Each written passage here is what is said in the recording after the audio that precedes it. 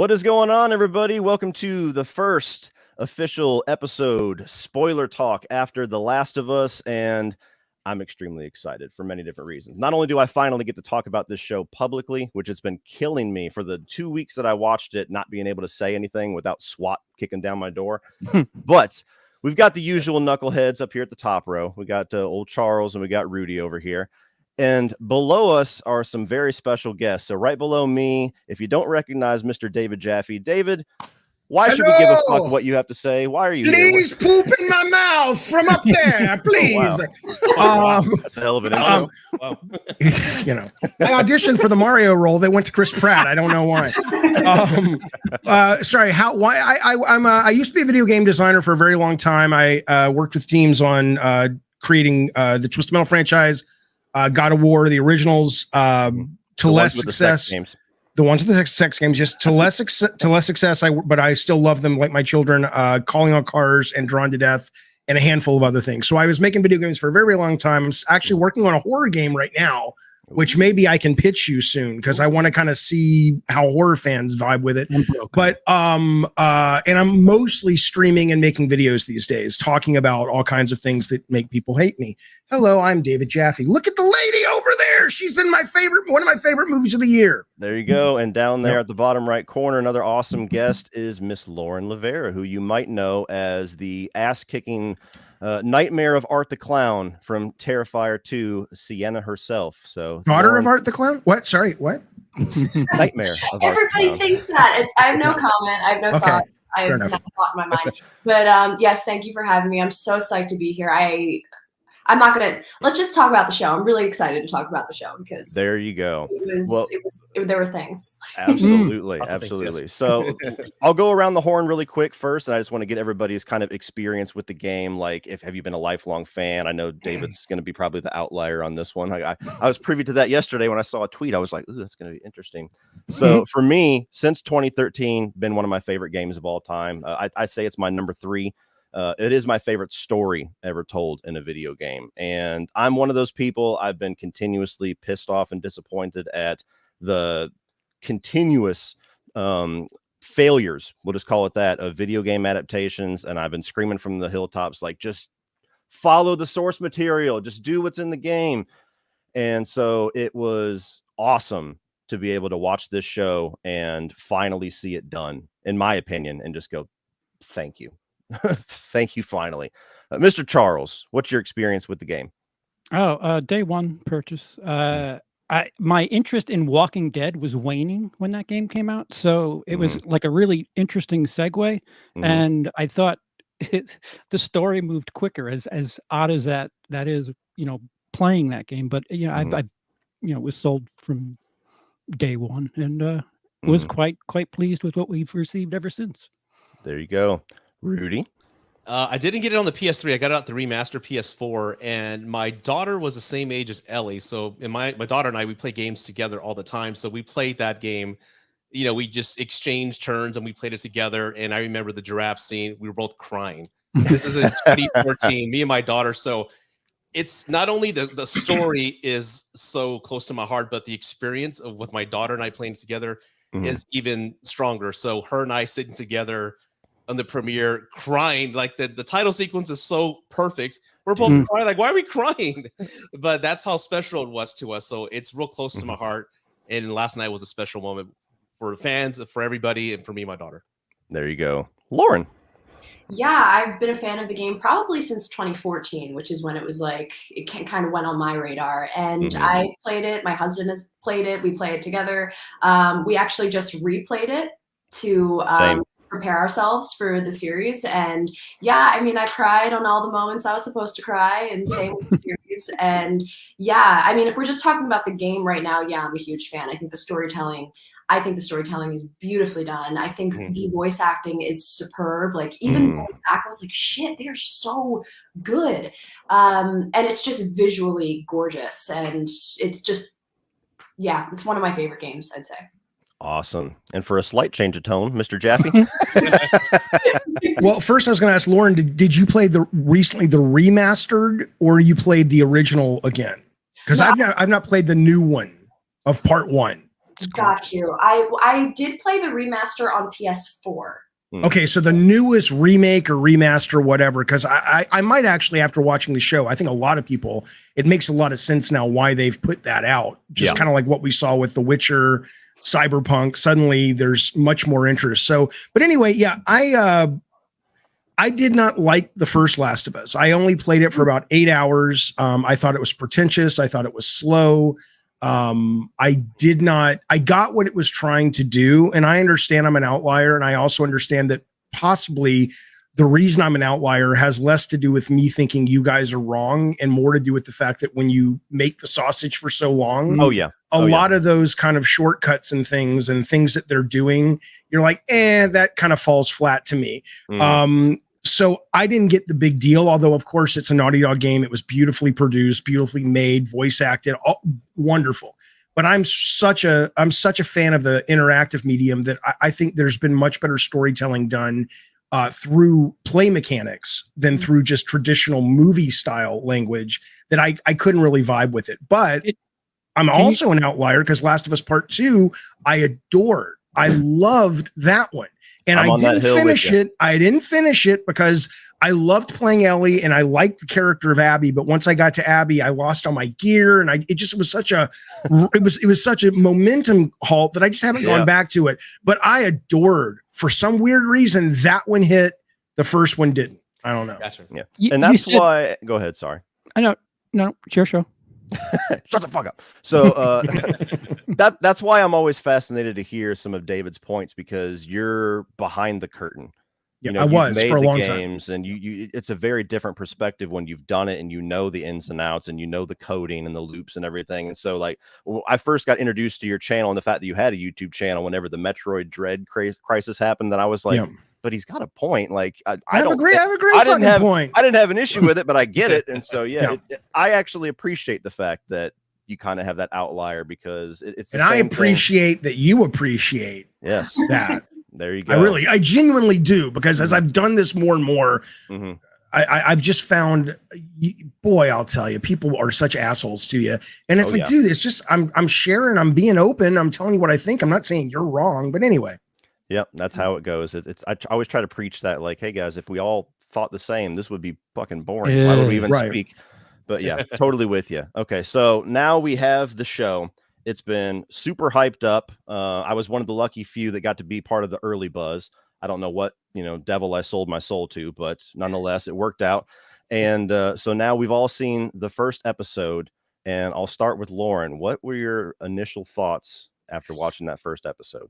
I loved the fake outs. Like, for example, when obviously I loved the car sequence. It was like a direct homage to the game, and I was expecting the crash, and then it didn't happen. And I was like, I like that. I don't know. It just like hit me in a way. I was like, okay, they're not afraid. It didn't change the story really. And they weren't afraid to be like, oh, you people that have played the game, it might not be the way you thought it would. And I really loved the expansion of the different characters. Like, I'm so happy that we stayed with Sarah's character, played beautifully by Nico Parker. Because I mean, in the game, it's definitely impactful. I think that's just a tribute to the storytelling for me. And I think the voice acting was amazing. But I think staying with the characters, certain characters, really helped you kind of really get on board with this story. And not only that, but like one of my favorite things are like the cordyceps coming out of the mouth. I thought that the old lady was eating hair. I thought so too. And then it's like the cordyceps, and I was like, holy shit, I love these zombies. And again, like the stunt acting was amazing by the zombies, like the twitching and stuff, and especially the old lady. Like, I watched your review, Cody, and I totally agree. The old lady in the background when Sarah's in the forefront. Oh my god, focus. Here, like, make me scared. And it, it's, I don't know, these days it's like not everything scares me. Most video games scare me because it's interactive, especially horror games, but in series, not so much anymore. But I was like, yeah, I feel like this is gonna freak me out at times. So I'm really excited, both the acting, the story, and everything else. I loved the first episode. Awesome. Now, David, I know you had similar thoughts to what she was saying about how you get to expand more on Joel and Sarah, because I watched your little 10-minute blurb. Yeah. Well, first I want to try to scare Lauren. If nothing scares her, does this scare you? In this house, that scared the fuck out of me. That trailer, I've watched it 10 times, every single time. I haven't seen the movie yet. What's it called? Skinamarink. Oh, Skinamarink. Fuck. I don't know if it's scary or not, but the trailer, I was like, because I'm like you, nothing really scares me. Games don't scare me, movies don't scare me. And I saw that. People are like, is this The Last of Us? What are you talking about? I'm like, I took my Adderall. Fuck off. But yeah, no, that trailer scared the fuck out of me. Yeah. Okay, Last of Us. I adored it. I loved this episode. I was stunned because usually, like, I watch the Netflix Resident Evil. I've watched some of the Uncharted movie. I watch all this stuff, and usually it's kind of like, okay, and it's a little boring and whatever. This felt like a bona fide big boy show, and I hate to say that like disrespectfully, but most of these video game shows or geek centric shows don't really have, that are based on these other properties, not all of them, but a lot of them don't really have that sense of our number one goal is to tell a great story using the medium that we're in. Yes. And so other than a little bit in the middle, which wasn't very long, like 4 or 5 minutes where I started to drift, from the very beginning, I was engaged. It wasn't, I was worried it was going to be a slow build, and that's fine. But I was just like, but instantly. And I think you're right, Lauren, about Sarah. I think part of it was the actress and her portrayal of that character. And what I was saying on my video was, and again, this isn't because I'm right and they're wrong, but because for me, I don't make movies. And so I'm still susceptible to the cinematic language, I guess. And so a lot of the things that they did with Sarah when she's eating breakfast with her dad and uncle, and they're having just these little glances and moments. And there's something, I forget what happens, where Joel leaves and her uncle just share a little glance moment that gives you a sense that they have a nice relationship, things that you don't really get in a video game.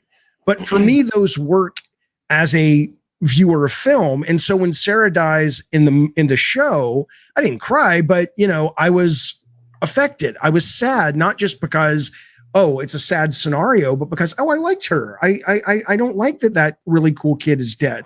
And so a lot of people did come after me like, well, you should have, the storytelling in The Last of Us game is better than in the show and all that. I'm like, it may be, but I'm kind of, not susceptible to that for whatever reason in that particular game. And so I thought the ability to get to know the characters through cinematic language made me fall in love with the franchise, and makes me want to go back and play the first part.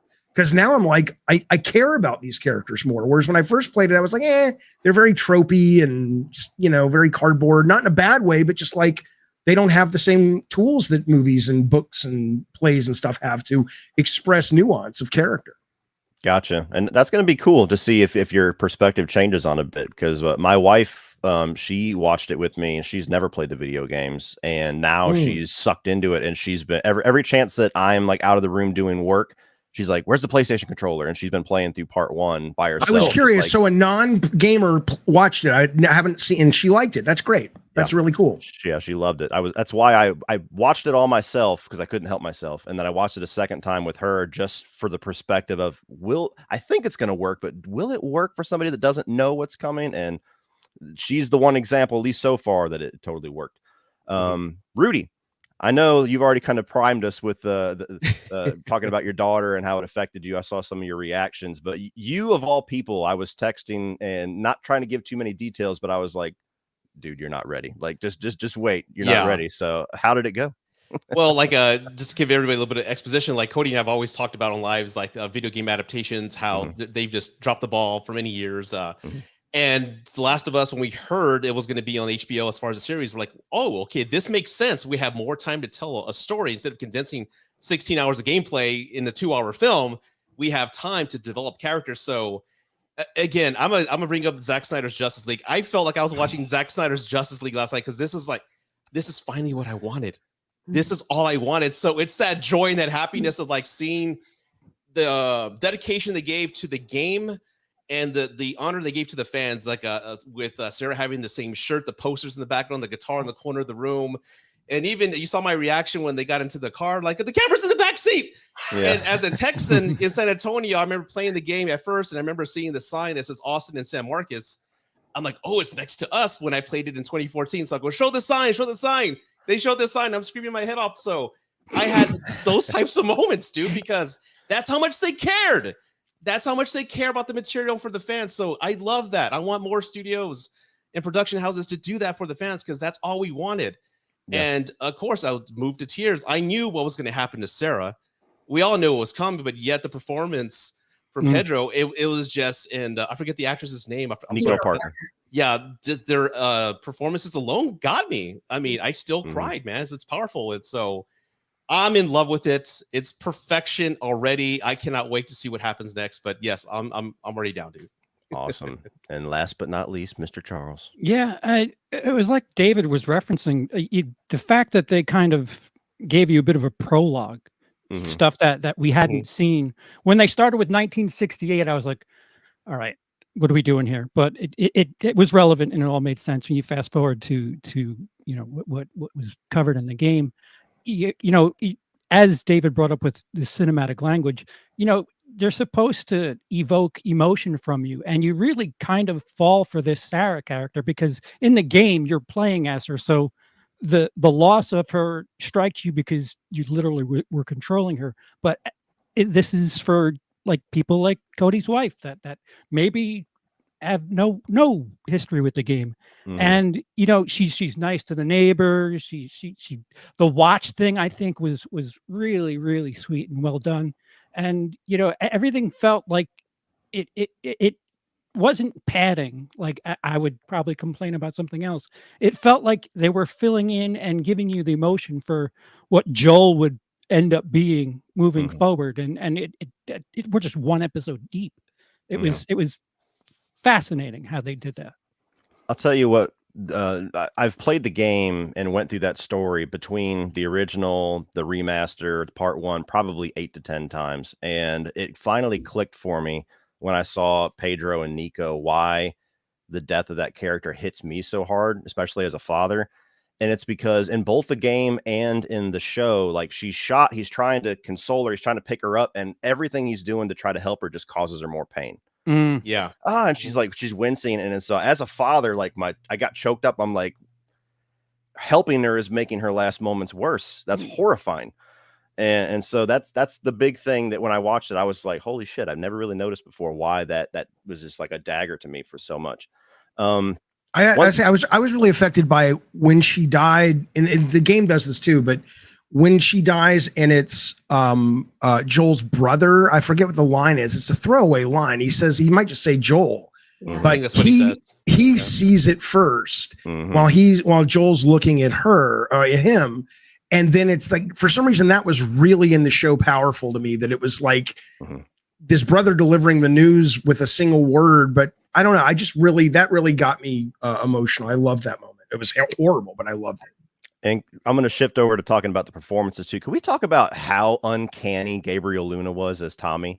Like I haven't seen that guy since Dark Fate, but he was Uncle Tommy from the moment, like his cadence of his voice. I don't know how he did it, but his voice. Yeah, it was crazy. So like I'll throw this over to Lauren since she's an actress and everything. But like as far as the performances, like was there any major standout? I don't imagine there was anybody that you thought didn't do a good job. But who was the standout for you?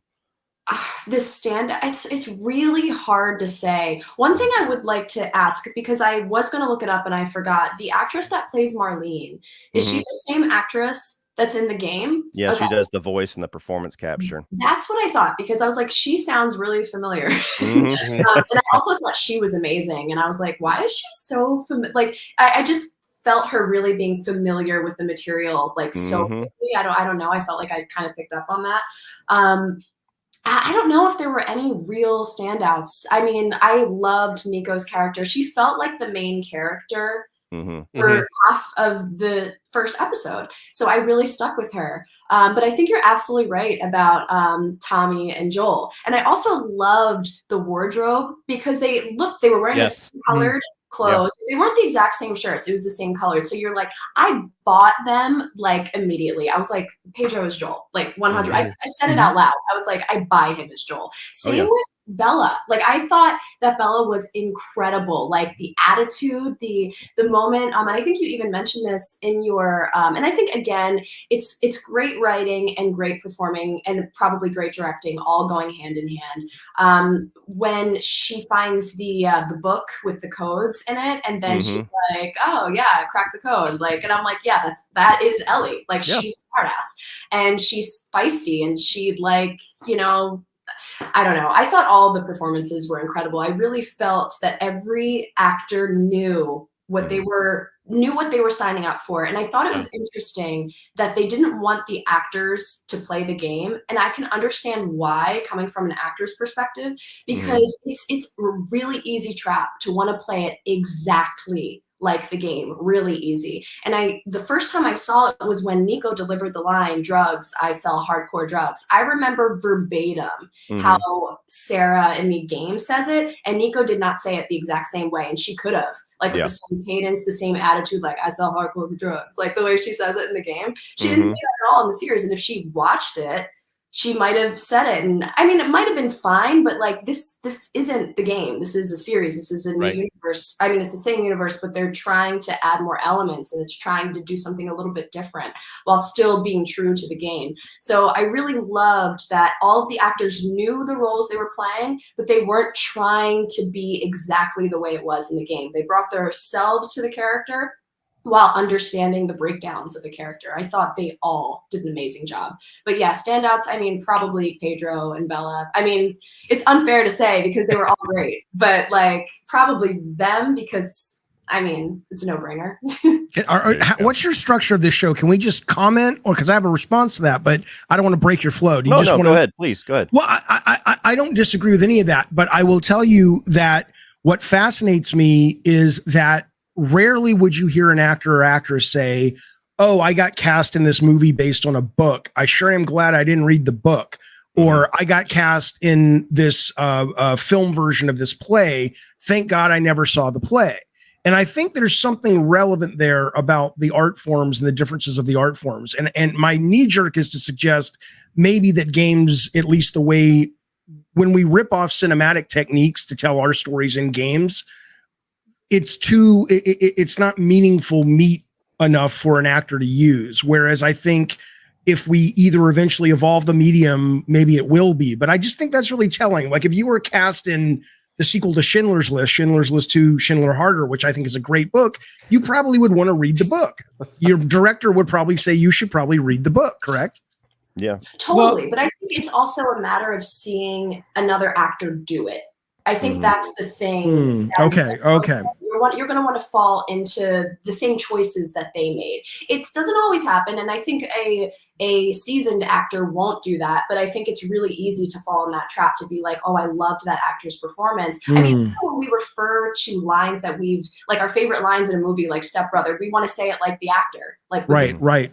So if we watch it and we're a fan of it, I think as an actor, we'll want to say it like the original. Yeah. And that's been one of the multitudes of things that's been so frustrating to see. A lot of the early negativity towards Bella, especially where they're like, "She didn't even play the game. This is ridiculous, miscast." And I'm like, well, I'm not even an actor. And I know that would be an absolute bitch to know every single nuance, everything about the character and how it's portrayed, because you're going to have a double-edged sword. You're either going to have this you're automatically going to want to try to do it exactly like you said. Like, I got to make it exactly like the game, otherwise I'm not that character. Or you might have the knee-jerk reaction to going the other way and end up being too much of a departure because you're trying so hard not to do that.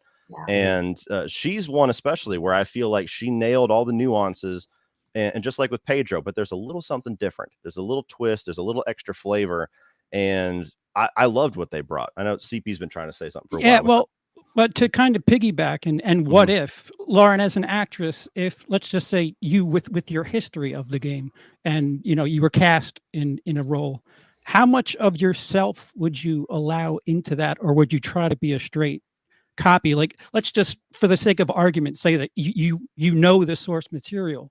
Are you trying to replicate, or like how much of you are you bringing to the role?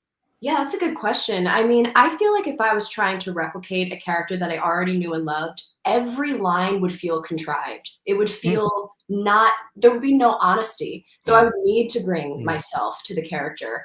Yeah, no, that's a great question, because I mean, even when I brought scenes to acting classes, and sometimes it's hard to find a scene, so you bring a scene from like a show, you have to like try to disconnect from that material, because again, you'll want to do it exactly like Jennifer Aniston or whatever, because she was incredible. Or same thing with like, you can't handle the truth. Like, I'm sure every actor and their father tries to replicate Jack Nicholson in that, and it's just awful. Like, bring yourself. There's something so interesting about yourself that's so human, that only you have within yourself. And if you copy someone else, the world won't be able to access that humanity that only you have. Gotcha. Okay. Now I'll throw it over to David. Like, what did you think about the performances, and how, I know you didn't play all the way through the game, but was there any standout to where you felt like somebody literally just became the character that you had? I loved Ellie. I loved Bella.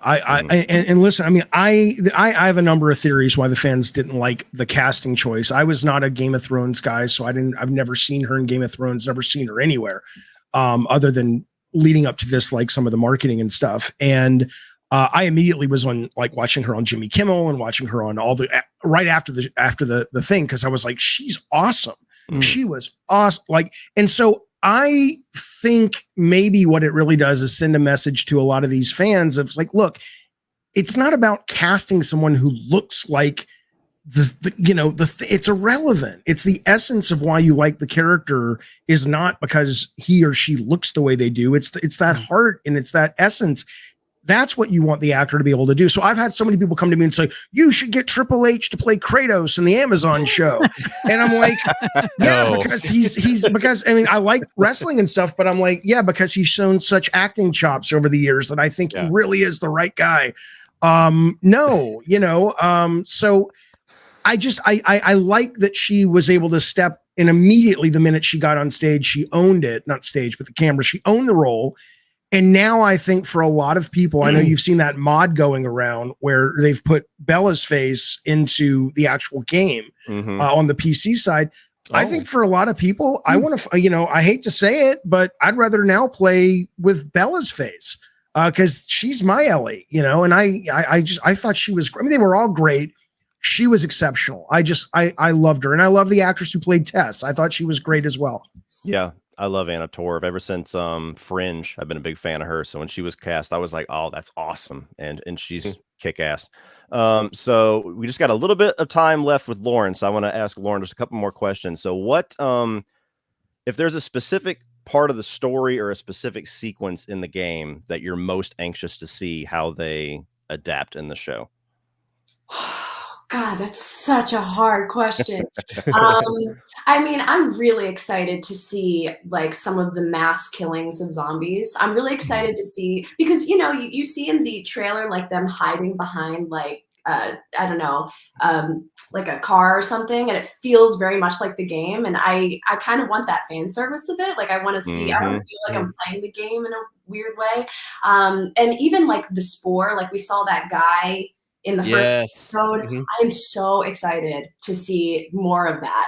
I think I read or heard somewhere that they're not going to have the masks because Neil said something about like, you seem like you know what I'm talking about. Like, they're not doing the spores in the show. I think it was two things. I think one, I don't think they want to have a lot of the show in gas masks. I think they want to show the actor's face, which I understand. And the other part of it was the other half of the creative brain, which is I think Craig Mazin is his name. I could be fucking that up, but it's the guy that did Chernobyl.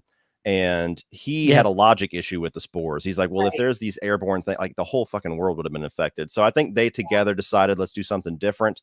And all I will say is that what they replaced the spores with is fucking awesome. I loved it. And it's really creepy and cool. So I keep forgetting you've seen it. Like it's so hard to talk about it and not be like, oh yeah. You've seen the whole thing? Yes, sir. Does it get better? Does it stay the same? Does it get a little worse? Just tell us that.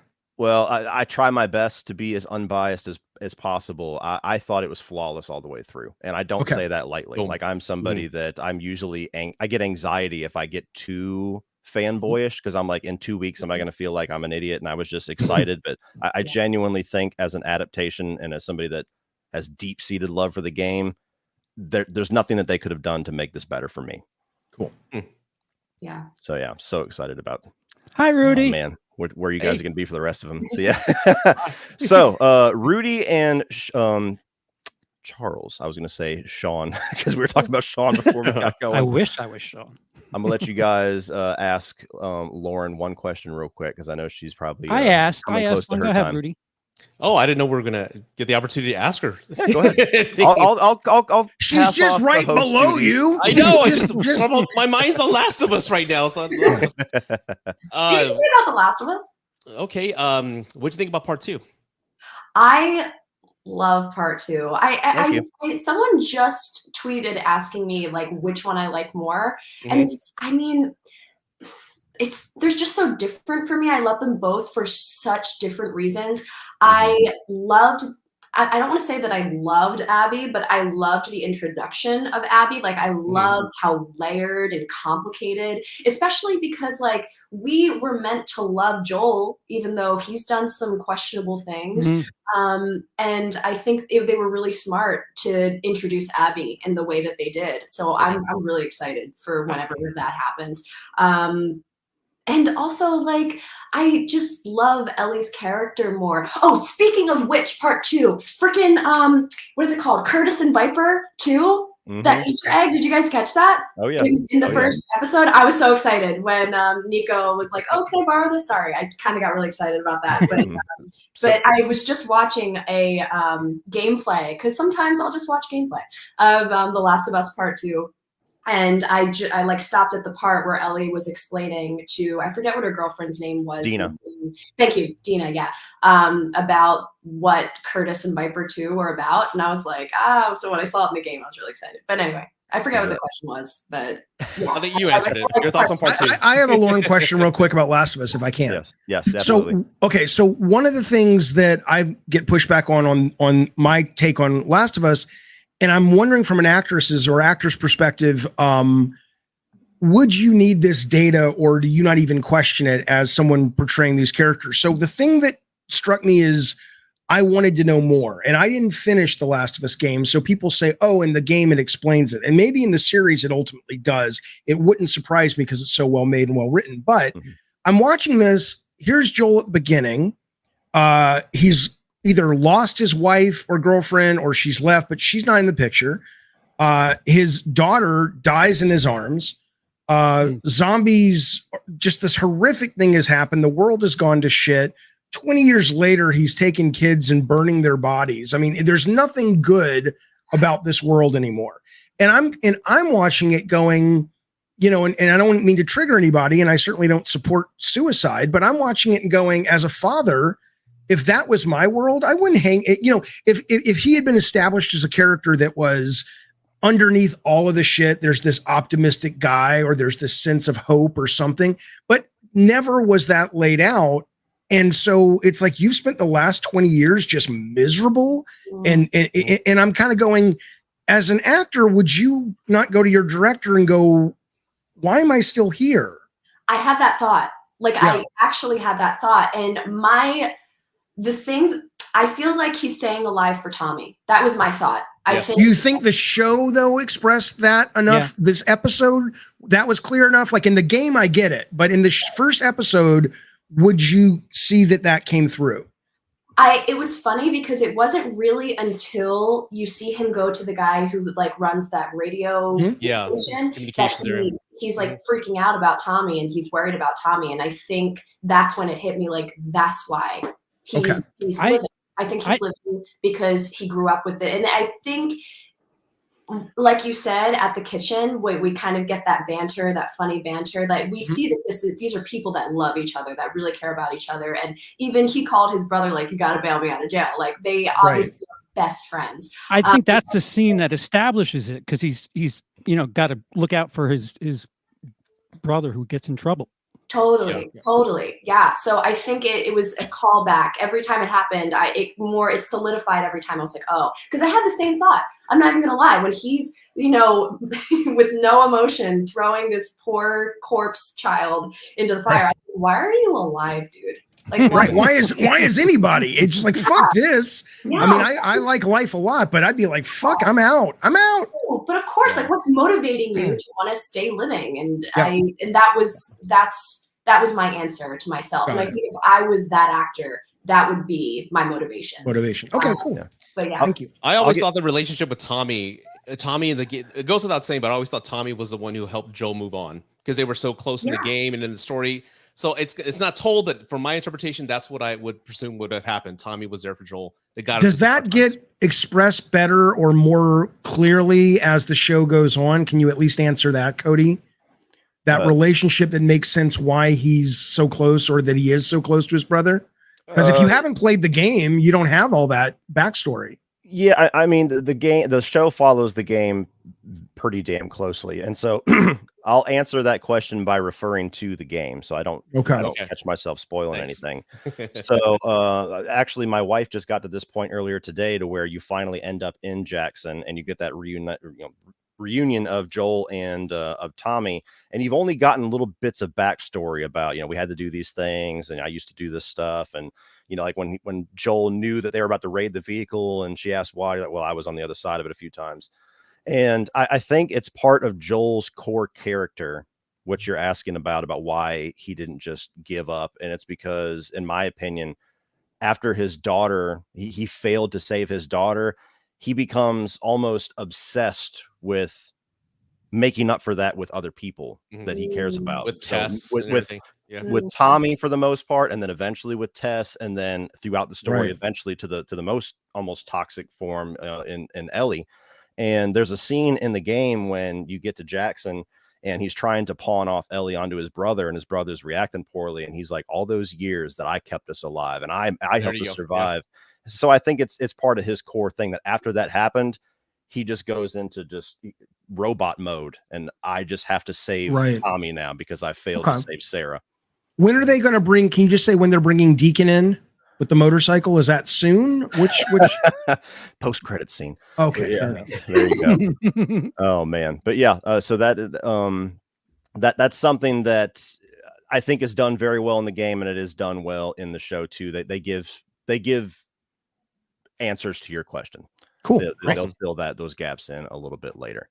Well, Lauren, I don't know if you're still hanging with us or if it was at that end of your time. I know we're at 37. Yeah, we went a little over, but like I didn't realize, like, time flies when you're having a good time. But yeah, like I'm not kicking you out. I mean, no, I do. I have a lot to do. I have so many scripts I need to read. But I really appreciate you inviting me. I appreciate all of your hospitality. It was so fun talking about this awesome game and series with you guys, and I'd love to come back again. I would love to have you back on. So yeah, whether it's on Last of Us, we're going to do 8 more of these or something else, I'd love to have you back on. It was a pleasure to get to talk with you, get your perspective. And is there any upcoming projects that you've got that you want to tease or hint at or anything like that? I don't know if I'm can't. If you can, it's fine. I'm not say my next film, I'll be filming abroad. I can't say. Oh, nice. Can you say genre? What about genre? It'll be horror. Nice. It'll be a subgenre of horror, not the same that you have seen me do. It'll be a different type of subgenre, which I'm happy to explore.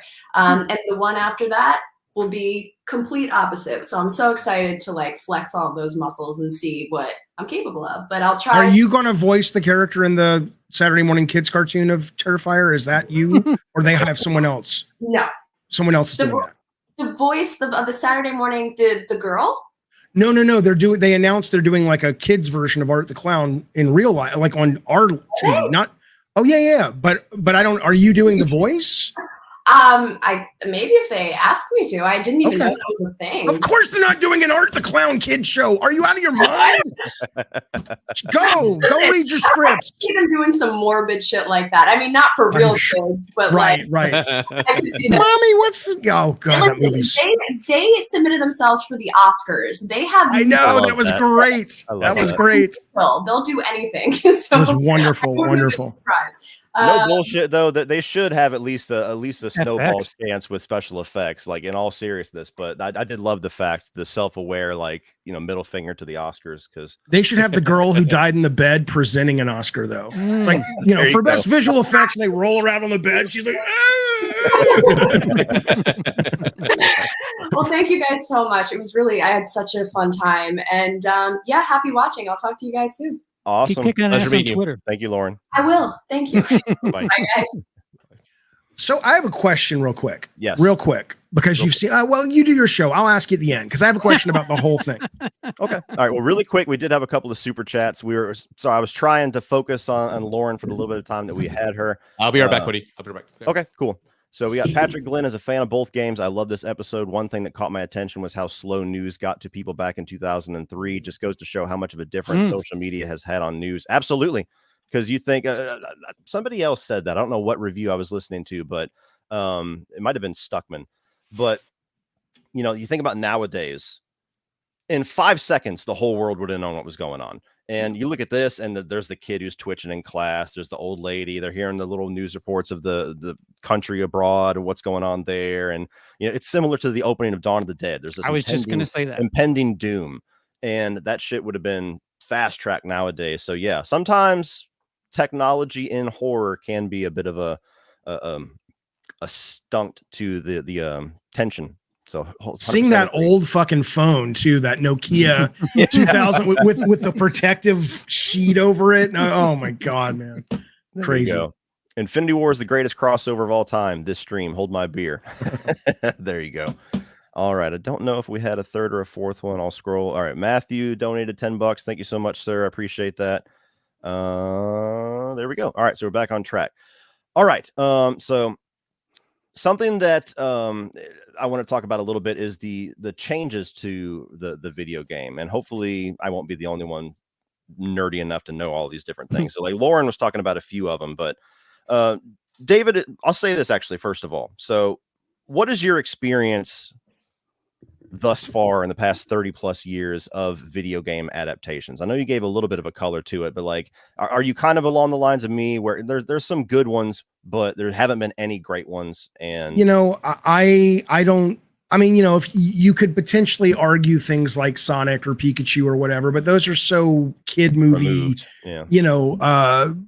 so here's what I would say. I would say what you guys were talking about earlier, I actually don't agree with. And I think The Last of Us does it so brilliantly to show that the idea of fan service, and that's in the game, that's in the game, that's in the game. Oh, I saw the sign, the Texas sign, right? Is what you were saying. Cause you the Texas sign, man. Yeah. Right. But sure. But the thing is though, so much of it is, what we've seen in the past, like that last Resident Evil. It's like, oh, look, he's eating the hamburger and he's in this, it's like, you good fans? I got you, and it's like, whereas Last of Us seems to be like, those things are in because they're part of the fabric of the story, but we're not going to sort of almost break the fourth wall to go, remember that part in the game where the girl talks about being needs to be a locksmith expert or whatever the line was in Resident Evil everybody makes fun of. Let's put that in the movie, then everybody will kind of give us kudos and shit. It seems to be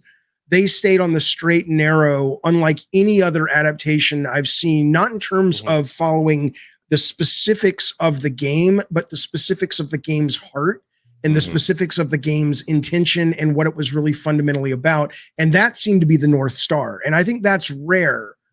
Maybe so rare that this is the only time I can say that it seems to have been done at the expense of other things. But I think it flies because of that. Wouldn't you say that Last of Us is a bit more cinematic than something like Resident Evil, though? From the video game standpoint, I believe so. No. I mean, you don't think so? All of these games are based on films. That's like saying that The Road or No Country for Old Men is more cinematic than Evil Dead or like you had just said, Dawn of the Dead, right? You can have I don't know, maybe we're looking at the word cinematic differently, but when you say, there are great zombie B movies that just work and don't feel boring like the last Resident Evil movie did, or the Resident Evil Netflix show. So if you're talking about maybe more, when you say cinematic in relation to this conversation, if you're talking about more games that deal with more nuanced topics, maybe.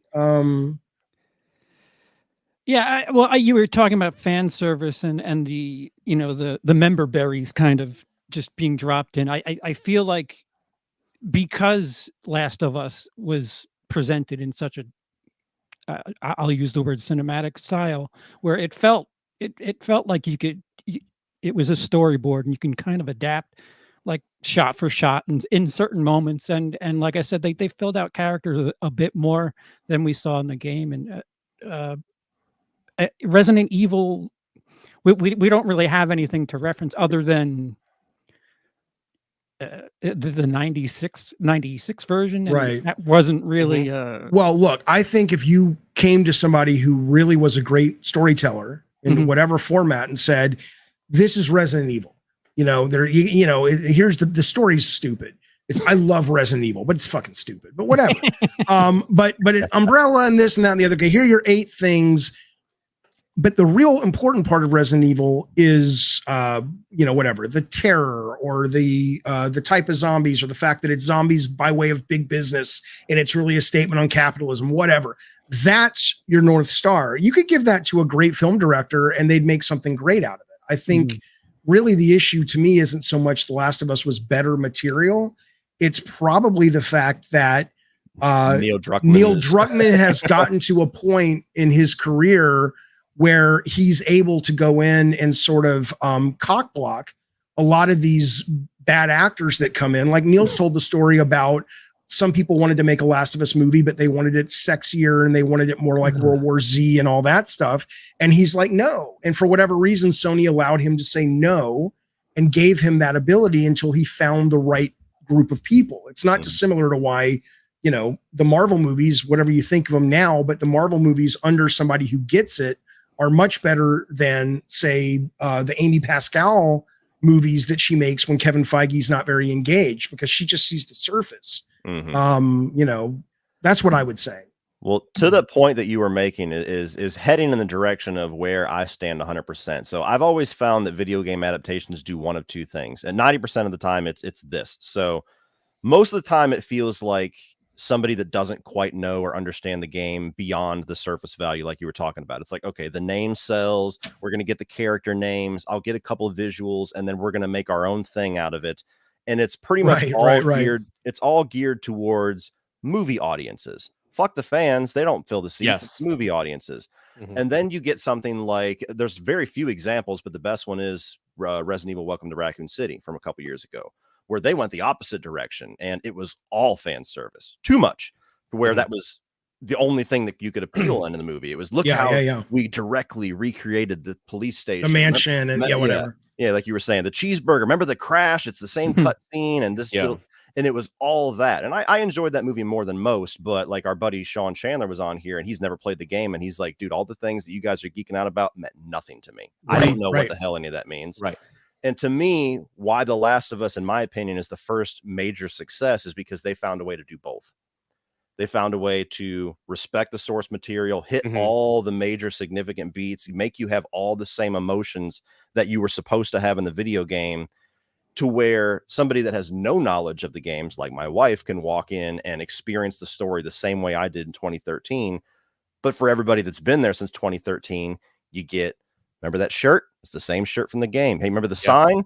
Hey, we're going to do shot for shot in this, or like what Lauren was talking about, where the cheesy action movie that Joel loved in Last of Us Part 2, they reference it in here. There later on, it's in the trailer too, so I'm not spoiling anything, but like they use the song Take On Me, which is a significant optional moment in Last of Us Part 2. All those things that big fans are going to, like, that's for me. That was for me. And so to me, that's why I've been saying that since even before Resident Evil came out, to where I'm like, that's why none of this succeeds, because you're trying to appeal to one and not the other, and you're alienating half of your audience, if not more. And this is the first one, and I'll attribute it mostly to Druckmann being able to make some of the decisions. Like, no, this is key. This is what this is how it works. Yeah. That we have both finally. Yeah. Do you think in the age of social media that these people, I mean, David, you probably know stronger than anybody, that in the age of social media, they have a bit of influence over what decisions are being made behind the scenes? That people are like, no, I mean, I think ultimately money makes all the decisions, right? Mhm. And so if there is a fan community that makes a valid point, like Sonic the Hedgehog's teeth, and it's like, hey, I'm joking aside, I mean, it's like people hate this. And it's creepy, and we're believing it's like a focus test at that point. So it's like, okay, let's change it. But it's not, because here's the litmus test. I think if all of the fan service in The Last of Us went away, it would still be a great show. Absolutely. Because the essence of what makes that show work is it's following the ultimate fan service, which, like I said, I think it understands the heart of the intellectual property, and it can translate that heart to a different medium. And so I think the fans can do whatever the fuck they want, and they think they have this power, but ideally it would be nice if they started to realize you're being played.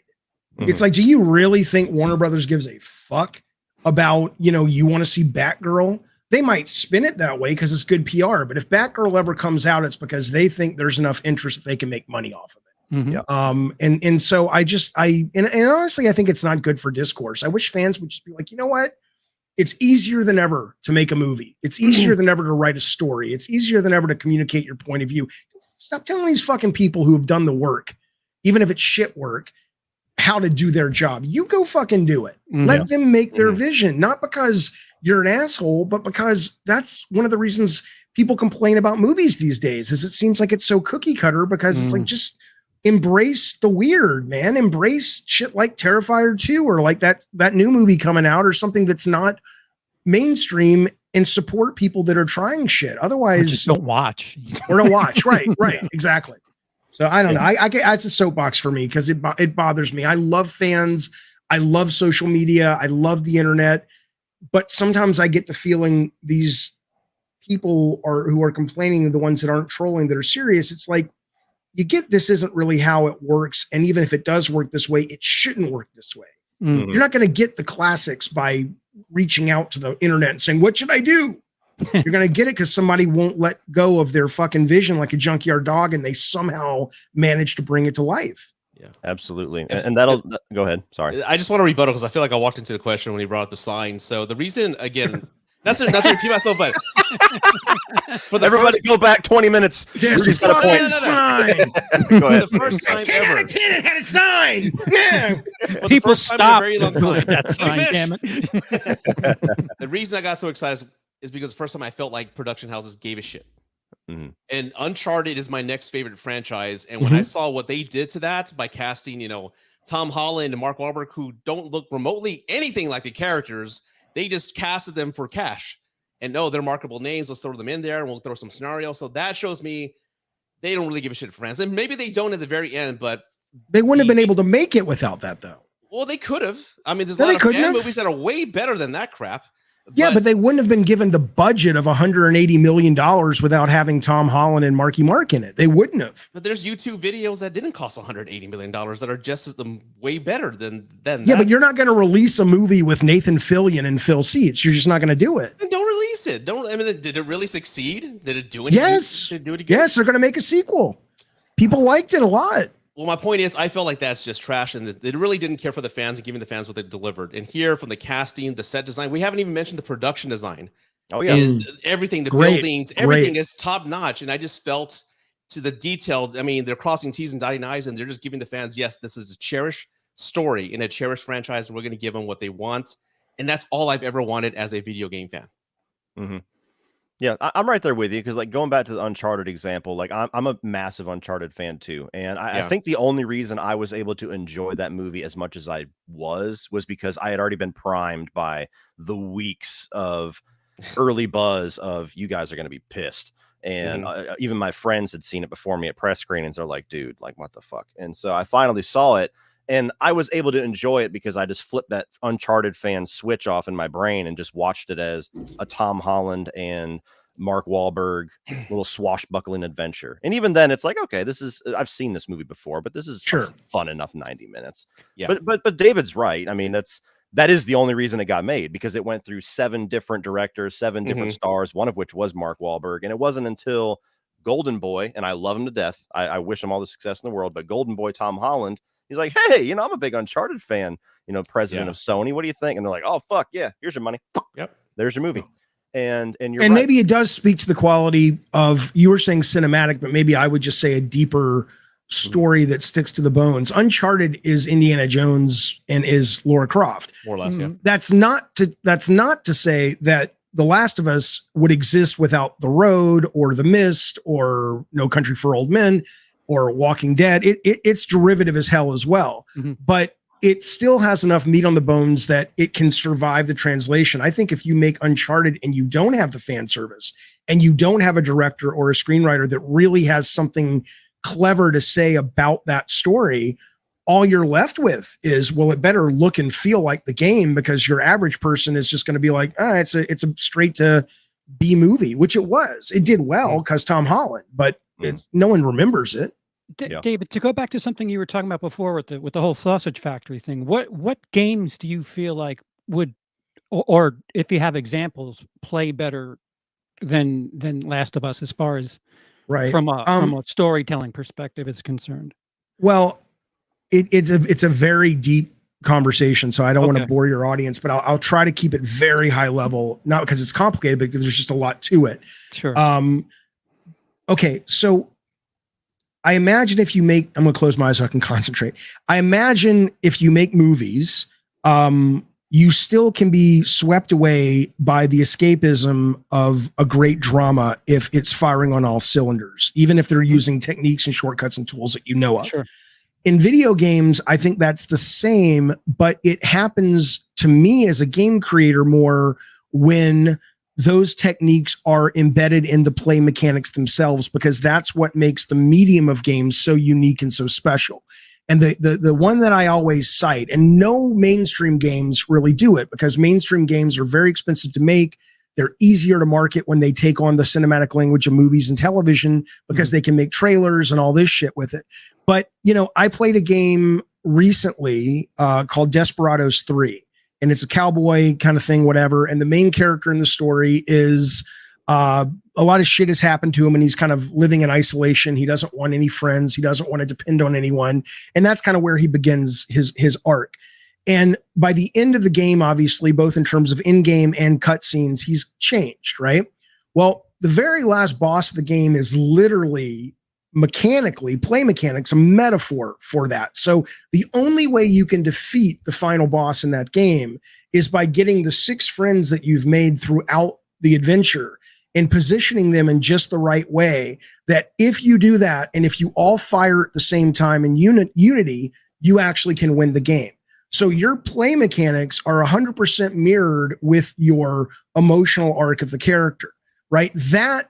When that works, and it's very hard to do, and it's more importantly very hard to market, because how do I market that? You have to,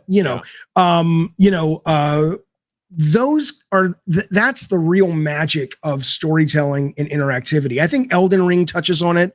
I'll give you one more really quickly. It's very fast. I'm sorry, but I love this example. No, please. There's a Flash game called September 13th or September 10th. I forget, but it's a little Middle Eastern market bazaar.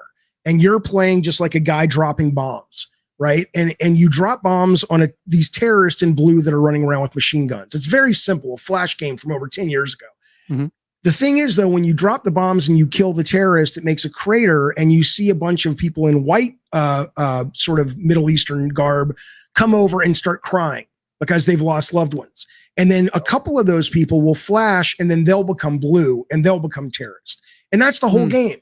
But the game basically is saying, if you're going to bomb these people, you're going to perpetuate the problem. And that's not a cutscene. Sure. That's not any kind of music in the background and somebody giving a speech. That is using the medium that only you can do in games to express a really important idea and a really important concept that I think we don't think about as much. So for me, that, even though I've made the sausage, that stuff gets me. But just watching a game go, now I'm going to pull at your heartstrings by ripping off a movie. I'm like, I'd rather just, not in the case of Last of Us, because I love the show on HBO, but I'd rather just go watch a movie if that's what I'm going for. But that's me. I get that I'm in the minority on that. Yeah, I think in regards to Last of Us, they're like Cody said about his wife. I think there's a bit more when you're watching a show. You don't have control over things, so there's a bit more of a voyeuristic type experience. And I don't know if Cody's wife is enjoying it, they're actually doing a good job because she has no reference point. So I don't know. I appreciate. Can I just say one thing about that? Well, somebody said to me, because I was like, I didn't really care about Sarah in the game. And they said, but you got like an hour of Sarah in the game where you could wander around the house and the room and look at things and all this stuff. And I'm like, yeah, but I didn't do that. Right. I just kind of moved the game along to see what are we doing here? And she's dead within 10 minutes for me. But you may have spent an hour with her looking at her tchotchkes in a room and all this shit. And so I'm not saying that's good or that's bad. I'm saying that the very nature of you having control over her means that people are going to be affected if you're using cinematic techniques in a different way, depending on how much time they spend. From the sausage angle, is that just a way to make your game longer? Which part? If you have the option to just wander the room and look out the desk or whatever, like the tchotchkes. If you're into that kind of stuff, a player will spend more time with it. But I think that's a really tricky question. There was a great article that came out yesterday about Callisto Protocol that didn't deliver anywhere near the numbers. Now, a lot of it's because a lot of people just thought it wasn't a great game or it wasn't as good as people thought it was going to be. But they also attribute it to being short. And as much as I think a lot of cinematic or narrative games are better when they're short, if you're going to charge $70 for them, you have to kind of, just like a movie has to cut story because the exhibitors rarely want to show a movie that's over 95 minutes because they can show more every day. Yeah. So I think there's always that balance between the business and the art form in either medium. And I think in Callisto Protocol's case, they probably could have done with 6 hours of padding, and designers like me would have gone, but most people would have been like, oh, I got more value. And that's valid. Well, dude, I'll tell you what, staying in with this topic, like I actually appreciated the fact that the Callisto Protocol was actually kind of no fat experience because going into your world a little bit, and I loved this game. It was my favorite game of the year. I spent 52 hours in Ragnarok because I'm the guy that goes to all the optional areas and does all the side quests and all the optional conversations and watches every cutscene. I've never skipped a cutscene. I can't stand when people do that. So I am that person when the game is compelling. Same with Last of Us. Like I even commended that later on in the show, there's even Easter eggs that you get that are optional conversations, things that maybe a large chunk of the people that play and love the game never even experienced because they never went over there and clicked triangle. And so I like the fact I attribute it the same way to movies, which some people don't understand my one-to-one comparison. Some movies are perfect for 90 minutes. Some movies merit a 3-hour runtime. And then there's ones that fuck it up where you're like, this is boring the piss out of me. There's no reason we should spend 3 hours in old Hollywood, Babylon. And then there's other ones where you're like, damn, that's over already. Fuck. And the difference in movies though is they can do lots of test screenings. If I can talk God of War briefly, because I was having lunch with the producer of the original Gods of War that worked with me, and then she went on to run the Santa Monica studio, and now she's out of the whole thing. And her and I were talking, and she was saying, "What do you think about Ragnarok?" And I said, "I think it's beautifully produced. There are some great moments in it. The combat's a blast, but I thought it was boring. I thought it was like a slog and the pacing was bad." And I said, I don't know why this is hard. If you put it in front of focus groups and they're bored of the part where you're collecting fruit, or they're bored of this, or they're bored of that, just fucking cut it and put a voiceover in to explain, oh, we were wandering for 6 weeks in the wood, and what Shannon, the producer, what she said to me, she says, that would work for you. She says, I guarantee you the kind of studio it is now with Corey being there, he's revitalized the franchise. So I'm not insulting it. I think it's exactly what the franchise needed.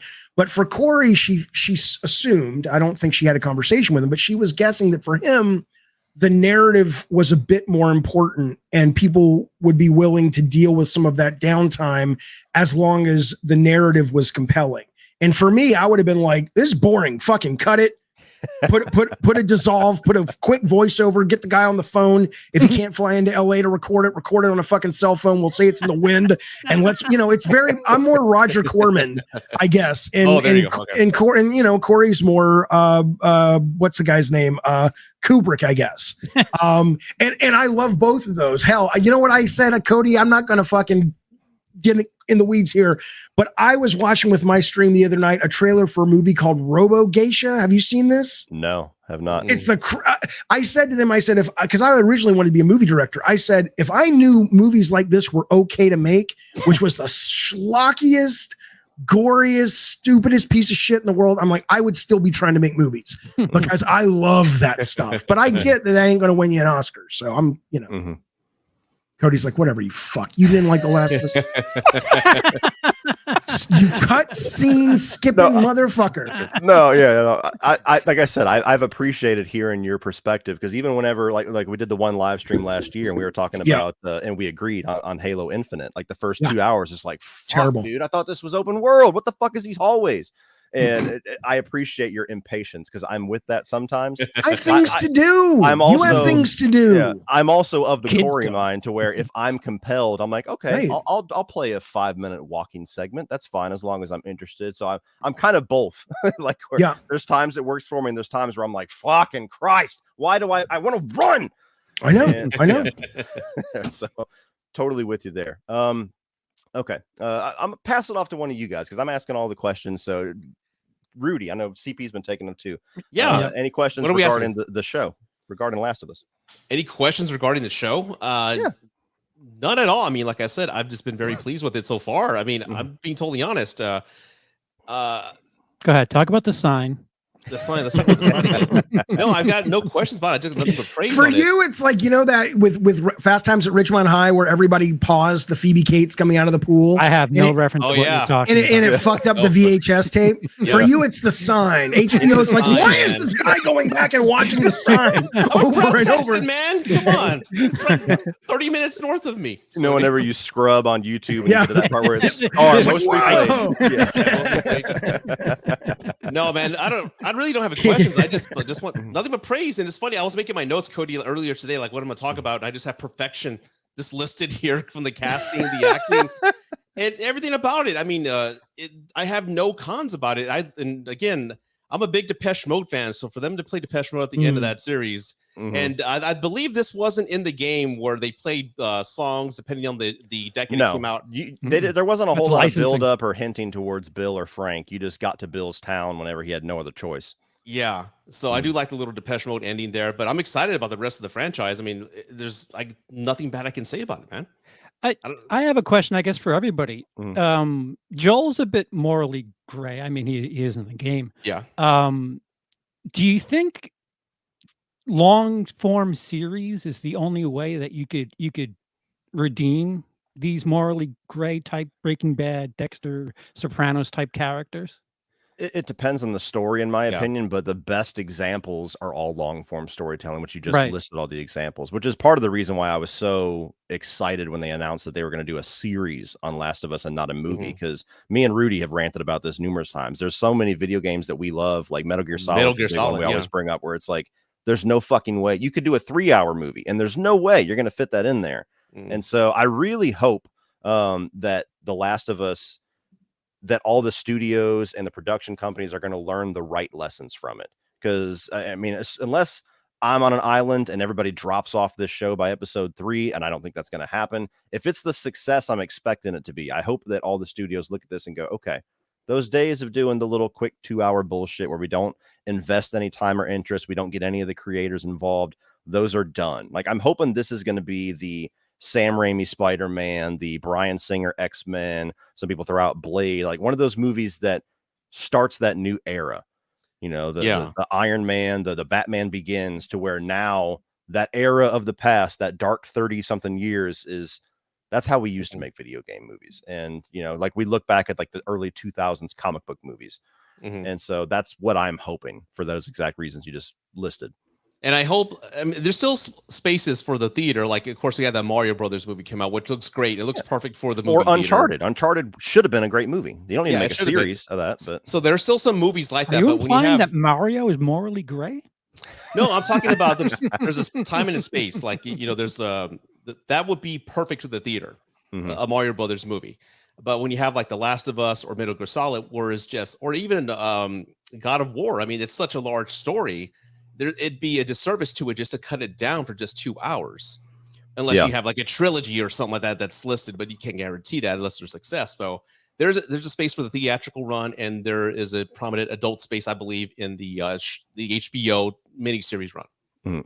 And I think it's about the nuances of the character, because you could probably tell some version of The Last of Us in a 3-hour movie, and you could effectively get to some of your audience, the morally gray section of the character and the redemption. You could probably succeed with that in some spots, but when you have 9 episodes of television and 9-10 hours of story, you get all the little nuances. You understand all the little subtle, tiny things that have brought the character to that point, and what conversations he had with Ellie that has made him come around, and what things she said or did, or the look on her face that is starting to fill that hole in his heart. And I think that it's go ahead. You think what?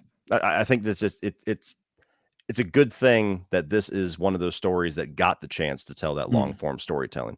Yes. So what really interests me about what you guys are saying is like, I wonder if, like you were saying, what redemption arc works in a movie. And I almost think that because of streaming services and a lot more long form TV, today's audiences have built a new set of expectations around what a believable character arc change takes.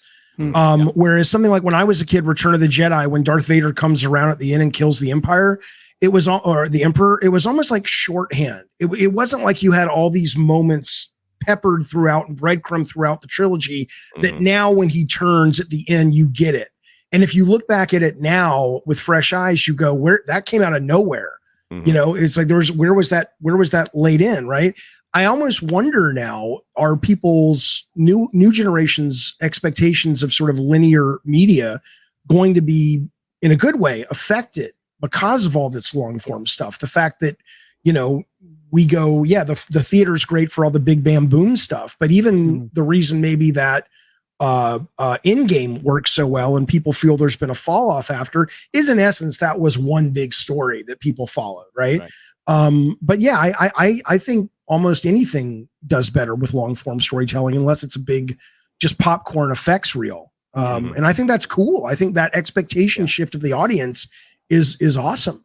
And I think there's a blur now between TV made movies and theatrical movies. Cause you remember back in the 90s when something was made for TV, it was horrible and cheap, but it was still a decent story. But now when you look at The Boys, for example, it looks just as on par as any Marvel movies, from the special effects, the character and the writing, all that. So it's now blurred now between television, long form, and then short form on the theater. The best is going to be when Chat GPT is making this shit for us in real time. I'm not even fucking joking. We may not live to see it, but it's just like you'll get The Last of Us that you want, and I'll get the one that I want. And it'll have Neil Druckmann's juice on it enough to basically be a Last of Us brand. But if I like spending more time with the Ellie character, that becomes a show that I'm watching. I mean, that's where it's going. I think it's great. Yeah, I mean, you can start to see the industry starting to like compartmentalize things. And I think 2020 kind of fast tracked that to where now, I mean, I think there's a certain amount of people that are kind of tired of sitting at home and they want to go to the movie theaters more, but we're getting to that point where you have to have some form of an event flavor to you, like Avatar, like Top Gun Maverick. Like those are the ones that everybody went to go see because you can't have this experience at home. I don't give a shit how big your TV and speakers are. And so we're starting to have that. And I can tell you from the comment section, you're 100% right that the audience members, the general public, they kind of get molded to what they're used to, even to the point where you start to see people get really like almost like vitriol about whether a show should be week to week or it should be dropped all at once. Like The Last of Us, that's one of the more common comments I've gotten is like, this is bullshit. Why the fuck do I got to wait week to week? You got to see the whole thing. And it's like, well, yeah, because you got to That's how they keep you paying. I mean, yeah, there's that, but like even the other one, they're like, this should be dropped all at once. And I'm like, some shows should drop all at once, like Cobra Kai, perfect binge experience. And then you get other shows like I think they should all drop at once if you pay more. I'm not even fucking with you. I mean, that's another option. Netflix's binge model worked great because if you wanted back in the day to binge House of Cards, you could. If you wanted to watch it once a week, you could. Whatever the fuck you want to do, it's your life, right? But they stopped it because people would watch it and then cancel. And so now they're just like, well, fuck you, we're back to this. But if HBO Max came out and said, I'll tell you what, we're $15.99 now a month. If you want to pay $25.99 a month, okay, well, you get all the episodes. Yeah. Oh, now your audience in the chat are probably yelling from the rafters and shit, but don't give them ideas. all of it is about their financial bottom line. So, you know, if you have the money, you get the shit, you know. My only con with putting it all up front is that not a lot of us can see everything that weekend.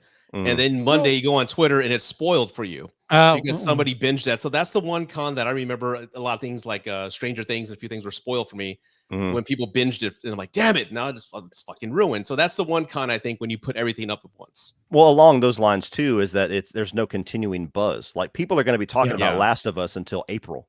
Whereas if they dropped it all at once, people would be tired of talking about it by the 31st. And so that's the other part of it too. Yeah, no one's talking about Wednesday anymore, but I loved Wednesday. It was great, but it's over. Or even, I mean, you know, Stranger Things is kind of the anomaly there, but even like Cobra Kai, every single it show's so good. Every single time it comes out, everybody's like, fuck yeah. And then by the end of the month, nobody's talking Cobra Kai anymore. Think about the fact that they live in a world where you could confuse a professional doctor that Jell-O is blood. Just think about that for a moment. If you don't watch Cobra Kai, or that an entire school of karate kids can literally break and enter into a house and perform felonies, and the cops show up while another character is stealing art out of the guy's house, and they're like, "It is the owner." That show is batshit, but I love it so much. I love the video. The new video game came out, Cobra Kai 2. Not a very good game. I don't care. It's so good. All the voice actors are there. All the sets are there. You can play Stingray in it. I mean, what the fuck? It's wonderful. Wow. There you go. Yeah. You've brought it up a couple of times, David. You know, it's all about money. I mean, I can't tell you how many times I forced myself to sit and wait back in the early 2000s because I would binge 24. I'd wait for the DVD to come out and just pay and drive right through that. So shit, even if HBO Max were to say, listen, $50, you get to see it all. We'll send you the Blu-ray. We'll just unlock it. It's done. They'll just unlock it on your thing. Yeah. But yeah, I'm a fan of the binge, but you know, people do also say that dropping it weekly, not just the buzz for marketing, but it creates a bit more of a communal thing. Which, you know, I'm a kid that grew up in the 70s and 80s. Speculation. Like, what do you think that means? And, like I'm from the generation that like the last episode of MASH, I think, had like 90 million people watching it. And that's all anybody talked about the next day at school. That's kind of sort of gone. So there is a value that really isn't a monetary value that they can squeeze money out of at the studios. But that is kind of a nice social side benefit we get is that we can share the social aspect of these cultural bits. And I have to. HBO did own every Sunday with Game of Thrones for the past 8-9 years. Yeah, they did. Sopranos before that. HBO has been appointment television for a while. Yeah, it made me think of this. So like, I have to kind of like, I have to direct my kids because of what I do. I always go to see the big new movie opening night. And if it's something like a Marvel film, I always take them with me. And most kids won't because it's a school night because they say it really on Friday, but it's Thursday really. And so, man, it's so funny because you're talking about everything everybody's talking about the next day at school. I always have to tell them like, okay, you're probably the only kids in your class that got to see this. Don't fuck it up for everybody else. Don't tell them that fucking Peter Parker showed up. Yeah, exactly. Yeah. Like, don't be that asshole. No, dude, I'm telling you, Luke is the kid. It's Darth Vader's kid. No. Somebody spoiled that for me when I was a kid in line. In the fucking line. Oh, like the Simpsons episode? I didn't see that episode, but I'm in line. Someone's like, "Oh yeah, I got the novel. Look at the book." I'm like, "You fucking ass." Oh man, yeah. In the Simpsons, it shows that it's Empire Strikes Back, and him and Marge are walking out. And he's like, "Oh my god, I can't believe he's Luke Skywalker's father." And they're like, "You fucking asshole!" Like, 35 people in line. Totally. Oh, that's fucking great. All right, we got one super chat really quick. This was a superb start. Last of Us is my favorite game, and it's been a great blend of new and existing material. What's your opinion on the perspective against adaptations? Just play the game. Yeah, there is. I had one person that had a whole diatribe where he's basically like, everything that I said was great about the show in my early review. They said that's everything I need to hear to not watch it. Why would I not just play the game? If it's shot for shot, if it hits every beat of the story, if it's a perfect adaptation, why would I ever watch the show instead of playing the game? I guess for some people that's valid. For me, it's a totally different experience. Like, and I'm fascinated to find out how many people are going to watch the show and then play the game and get. I'm going to go back to play the. I'm going to go back to play the first one, and I don't even like the first one. Yeah. That's how much I love this first episode. Yeah, there you go. So I'm curious how many people are going to go for the game afterwards and get the differences and get the little bit more longer form and get more of an enriched experience like my wife is doing now. And then there's plenty of us that, you know, have played the game 10 times and I'm watching the show. I know every single thing that's going to happen for the most part, but I'm still like just loving being in this world again and loving seeing these characters and hitting these beats again. So I don't think that just play the game attitude is going to play for very many people. I would even go as far as, you know, to say that most people that would throw that out there are a part of the people that have just hated The Last of Us since they got to certain parts in Last of Us Part 2 and they just want everything else to fail. Because there is a big chunk of this fan base, unfortunately, that has just been toxic as fuck since, you know, 2018, 2020, whenever it came out. If they get to that in the series, I hope they advertise that episode like on a PGA tournament. It's like the PGA tournament sponsored by The Last of Us. Oh, that would be amazing. And that'll be to the question earlier about, I forget who asked it, about whether or not you think that the money motivation, I think CP asked it about if the community is loud enough that that's what gears the decisions. I don't think it's going to happen, but if they make significant changes to the story of the second game when the second and third season comes, that'll be the answer to your question, because there's just as many people that are on my hill as there are on Rudy's hill that really doesn't like that game. And I think the just play the game group, HBO, really, that's great, but they're trying to get Cody's wife. They're trying to get people who watch television. Don't play the game. Or you're outnumbered. That can't play games. Right, right. If they were only trying to scoop up the people who played the game, they're like, what's the point? They're trying to get people to watch a show every week. Yeah, and go ahead. Go ahead.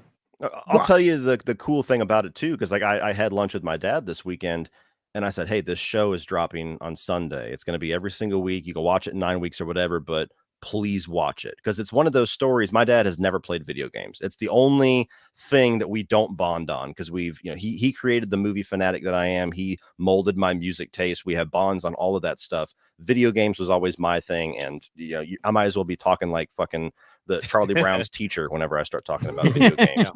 So it's awesome for me to be able to tell him, like, you're going to experience this story that I've been raving about for, you know, almost 10 years. And that's the benefit that I see. That's the argument against the just play the game, which is similar to what you were saying. Go ahead, David. No, I was just going to say, I think some of that is disingenuous in regards to people saying, well, why would I watch the show? I could just play the game.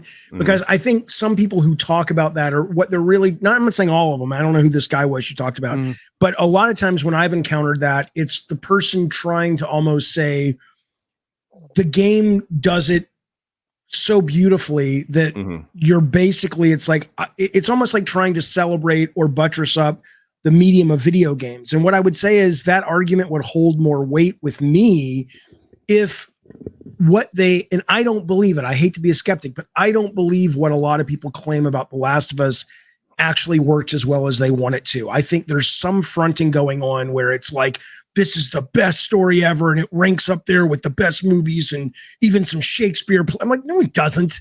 No, it fucking doesn't. It's the road. It's good. It's great. It's heartfelt. But let's fucking take it down a notch. And I think for them, there's a sense of like, I don't want to let go of that argument. And that argument really works better when you say you don't even need to make it a TV series. It's brilliant. It works as a game. It's like, well, maybe.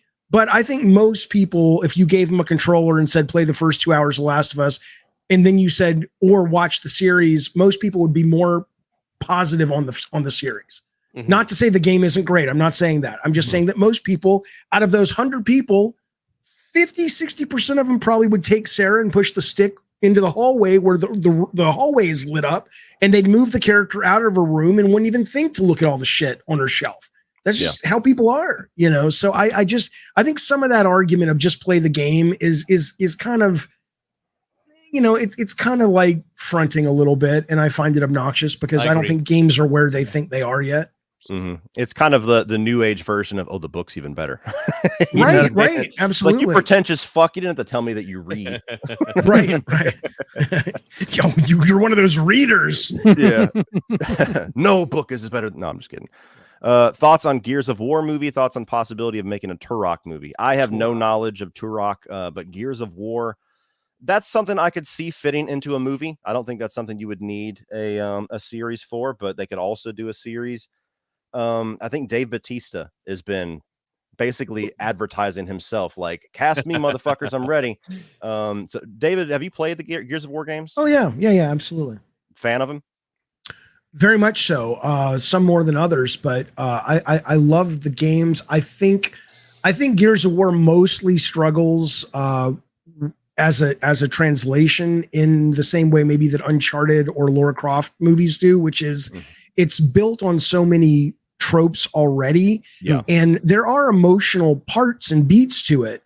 Absolutely, it's not like a brain dead story or anything, but I don't think there's enough meat there that if there's not like a real spine that if you just translate it 1-to-1, I think you definitely need somebody on board at a director writer level that doesn't just get that franchise, but they're like, what makes movies like that great to begin with, and why was Gears of War kind of riffing on Aliens and riffing on, and then I think it could be great. But I don't think there's anything inherent in Gears of War that's like that would make a great movie. It's like, no, there's nothing. There's nothing that special about Alien Uprising as a big narrative.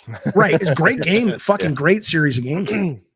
Yeah, I'm with you 100% on that one. Any thoughts on Turok? I don't know that's a little. I love Turok. Turok was from comics first. He's a dude. Well, they're basically making Turok with Adam Driver, right? Which is what 65. So Turok is about a Native American guy who fights dinosaurs, and then I think, and it was started as a comic book, and I think somehow he got to our time period because the Turok games, one of the bosses is like a Humvee. So I'm like, I don't fucking know what the hell's going on with that thing. But they're great games for the N64 era. But let's see how 65 does first and go from there. Let's get that Pitfall movie going. Oh God. Pong the movie. Rudy, any thoughts on Gears of War? I know you're mostly a PlayStation guy, but did you ever play them? I never played Gears of War. I played a little bit with my nephew back in the day, but that would be perfect for the cinema, like a good hour and a half, shoot them up like Doom, but hopefully better. I never played Turok, but no thoughts on those. Well, on that subject, let me ask you, David. So I know that there is a show in the works for God of War. I don't know how privy you are to any of the information. And Twisted Metal. Yeah, and Twisted really? Metal. I know. It's your year. So anyway, I don't know how much you can even say or how much you're privy to. All I know that I've seen is obviously it's on Amazon, and it seems like they're going to be translating the Norse God of War games, and they're I know what you know. I'm much more engaged with the Twisted Metal show. This one I think is more based on the 2018 and the 2022 version. My understanding is they will do some flashbacks probably to sort of express the Greek stuff, but nice. What are your thoughts on what a God of War adaptation needs to do for you? Very little. I don't care about that show. Not in a disrespectful way, but I mean, what I loved about working on the God of War series and why it was birthed to begin with is I wanted to do a game that felt like Raiders Lost Ark meets Ray Harryhausen. Like that was it. That was all I wanted to do. And I think we did that, right? And we did it better in a lot of ways, at least with the Harryhausen stuff. But now, and even then, so at the time it was, we talked to Daniel Craig about being Kratos at the very beginning back in the day.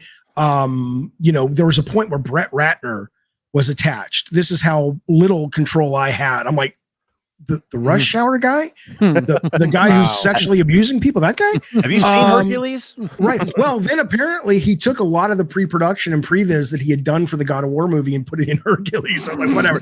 So, I mean, the idea of basically making God of War, as much as I love God of War and feel great affinity to all of the games, the new and the old, I don't think there's, outside of like, what's the story? I mean, I'm not saying there isn't a story, but it's like, there's nothing that compelling that I think it's another guy fighting monsters on a road trip. I'm not saying they shouldn't make it. I'm sure people will love it, but for some reason, I don't go, I got to see that. I'm just like, it's big budget special effects, Game of Thrones, House of Dragons thing with some, snow mighty Thor monsters. And again, it could be brilliant and it could stand on its own and it needs to for me, but I'm not opposed to it. I just don't really care about it. It's not a story I care about. Gotcha. Well, we'll flip it over to Twisted Metal then, because to me that's even more interesting, because that's more of an action gameplay centric kind of experience. There's lore, but it's not a narrative game. It's really, I don't know if it's going to be a piece of shit or it's going to be awesome. I'm not a creative consultant on it. I don't get paid for it, but I have been engaged with the guys who are the guys who make Cobra Kai. And some of the guys who wrote Deadpool and Zombieland. So it's a great pedigree of people making it. It's got a great cast, right? It's got Howard. What's Mackey's first name? The Falcon. Andrew. Is it Andrew Mackey? Anthony. Yes, the Falcon. Yes. Okay, he's in it. Sydney from Scream. What's her name? Party of Five girls in it. Neve Campbell. Nev Campbell's in it. They have Sweet Tooth is done by Samoa Joe, the body from the WWE, but the voice is Will Arnett, right? So, I mean, there's some genuine great talent in front of and behind the camera. But they certainly are going. I think anybody who tunes into the show, from my understanding, and I'm not spoiling anything really, expecting like every week it's just going to be another battle royale of cars fighting. And it's going to be a direct 1-to-1 because, like you said, it's like Street Fighter, right? It's like, what are you going to do? Just tell a different character who wins every week? So they're having to flesh out the universe, give it a bit of a twist. But it sounds like it's one of those things that it could work. It could be Cop Rock, but it could, I'm old. I got the reference. Let me see what lands for you guys. Yeah.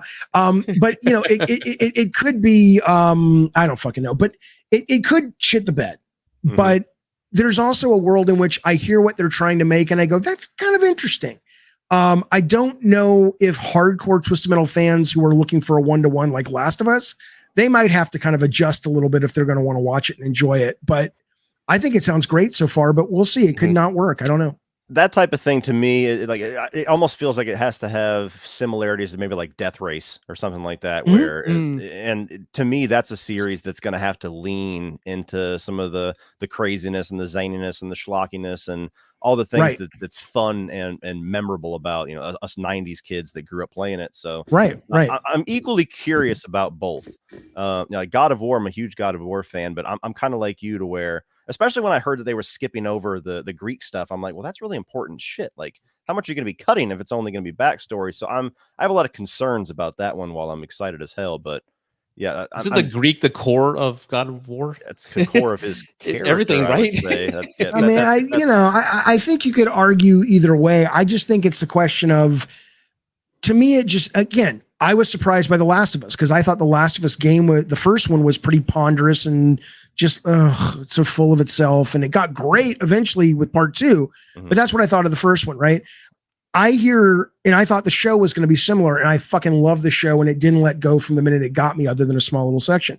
God of War feels to me like it could be like, oh, it's prestige TV, and it's snowy, and look at our costumes, and look at our, like Lord of the Rings on Amazon, something like that. Yeah, and I'm just like, oh god, it's just like another one of those fucking things, But if it genuinely has a heart and a great narrative thread, and right away you're like, dude, I want to follow Atreus and Kratos on this adventure, I'm in. But what I know about God of War and what they're doing on it, I'm just like, I don't feel compelled to watch another bloated streaming service, epic monsters Game of Thrones, Lord of the. I'm over it. I'm fucking over it. So I don't give a fuck about that show. If it ends up being that show. Yeah, it may not be though. It may be like, fuck, it's like a rocket and it just moves and it's cool. I'd love that, but I don't know what it's going to be. Well, we shall see. I'm sure the success of this show is going to make both of those shows pause for a minute. Like, okay, we got to take notes. We got to make sure. Maybe Twisted Metal, but God of War is on the same trajectory, I think, at Amazon as this is at HBO. They know it's a real opportunity for them to get a strong win. So, and those PlayStation production guys, the execs over there are fucking fantastic. I mean, they're really good people. They know even the Gran Turismo movie. That when I heard about the Gran Turismo movie, I was like, that's fucking stupid. And then, but then one of the execs on Twisted Metal called me for something else and he was pitching me the story. And I'm like, that's a pretty good story. And then we saw, what's his name? Neil Blomkamp or Blom, whatever the guy's director. He showed footage at CES a couple of weeks ago. And it wasn't narrative footage. So it could be a terrible movie, but the footage was beautiful. So between the pitch of the story being really compelling and the footage looking great, I trust those PlayStation guys at on the back lot. They're pretty fucking good.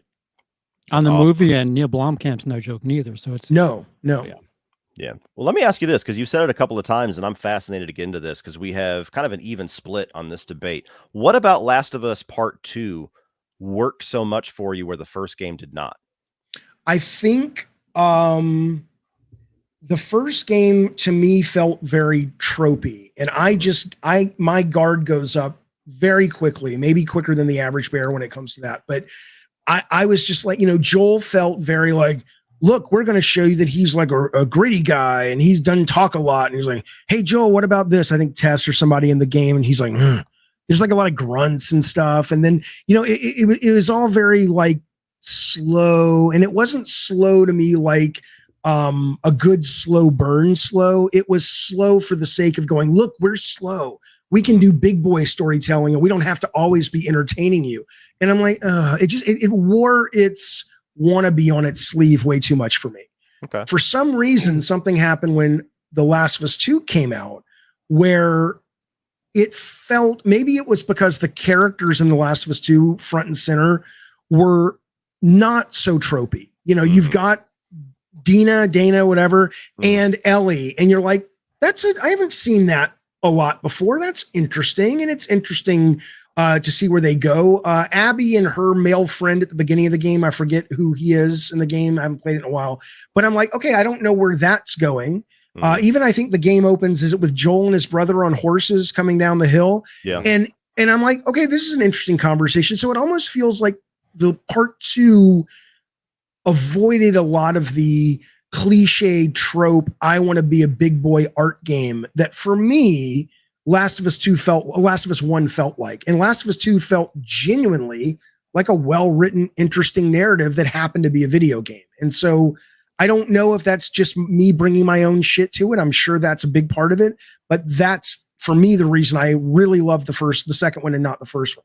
Well, yeah, I mean, I can understand that, because part of the reason why I loved and responded so much to the first game is it is familiar, but to me, it was like the most emotional, gripping version of that story. And so it's familiar, but it was just such a well done version for me.